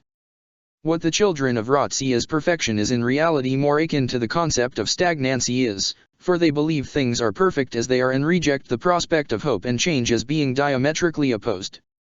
As an extension of this belief system, the Emperor's children have tried their best to link their numerical obsession to the very war cries which they utilize. These are most often spoken in ancient Koguryan, bearing multiple meanings and allusions beyond the literal meaning, and so comparatively few have been recorded compared to the more simple war cries used by the other traitor legions. One example of this is this phrase shouted by the members of the Children of Blight: "Your souls shall rot in the garden for all eternity." The letters of this phrase add up to 42, a number valued for being divisible by both 3 and 7, and thus many chants are spoken in word groups of 3 or 7. In their spare time, many legionaries enjoy writing poetry and composing twisted hymns, while others craft horrific sculptures made from gore. These practices and beliefs are not held by the atheistic Bile and his creations, who prefer to focus on ending battles quickly and gathering samples rather than honoring what they regard as fictional deities with chants or prayers. Nor do they subscribe to the ideology of the Mandate, for Bile is a Terran, not a Koguryan, and thus cares little for his former brother's beliefs in decay and the cycle of empires. The armor of the Emperor's children has changed dramatically in appearance, if not in color. From the time they received their name, the Third Legion wore purple, a color with ancient connotations of royalty. As corruption set in, this violet became more sickly, darkening to a livid hue reminiscent of a bruise, while soot and ash obscured its exterior. So too did their skin change, becoming riddled with pockmarks and various diseases which disfigured their once perfect physiques. As the centuries pass, the bodies of the Emperor's children continue to bear the marks of Nurgle's favor. New mutations occur, growing mouths and eyes upon their armor, while others sprout flaking horns and give off putrid odors. However, these are relatively few in number, for while it is an inescapable part of chaos corruption, in general mutation goes against the Plague Father's desire for stagnancy. Those fully corrupted by the Blight have shed their armor altogether, becoming nothing more than a unique variant of chaos spawn, while the creations of Bile often wear armor scavenged from other legions and appear much more diverse than the relatively uniform warbands of the true Emperor's children, which usually only vary by symbols and shades of purple. For the first time in many years, Fulgrim stood before his scrying pool, filled to the brim with the libations of his mortal devotees. What had brought him here was the same persistent tug on his will from the grandfather, one that he had learned long ago not to ignore.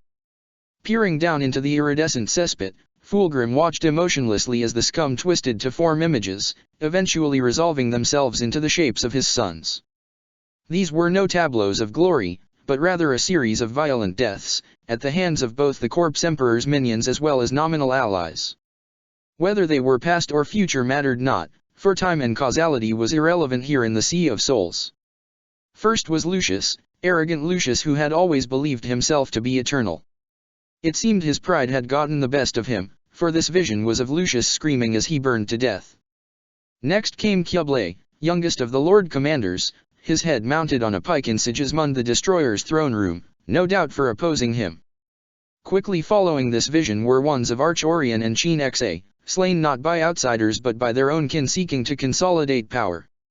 The visions of death transitioned into ones of carnage in battle, and Fulgrim felt some confusion at this latest phantasm, one of Fabius, faithless Fabius, his staff interlocked with another wielded by some sort of metallic skeleton while his creations fought more of the same all around them. The Phoenician frowned, for he had never seen such a foe, even during the Great Crusade, but his attention soon shifted, for new images replaced the old in his scrying pool. As expected, the last of the Lord Commanders soon appeared, Eidolon the Soul-Severed and Shivan the Corroded, the Terran and the Koguryan, the two halves of the Legion. However, they were not opposed, as they had been for millennia, but rather fought side by side against the forces of the Imperium. Accompanying them were Asteroutes clad in the steel grey of Perturabos Get, along with offensively bright colors of the Ultramarines, who were led by a mechanical monstrosity robed in the black of the new Mechanicum.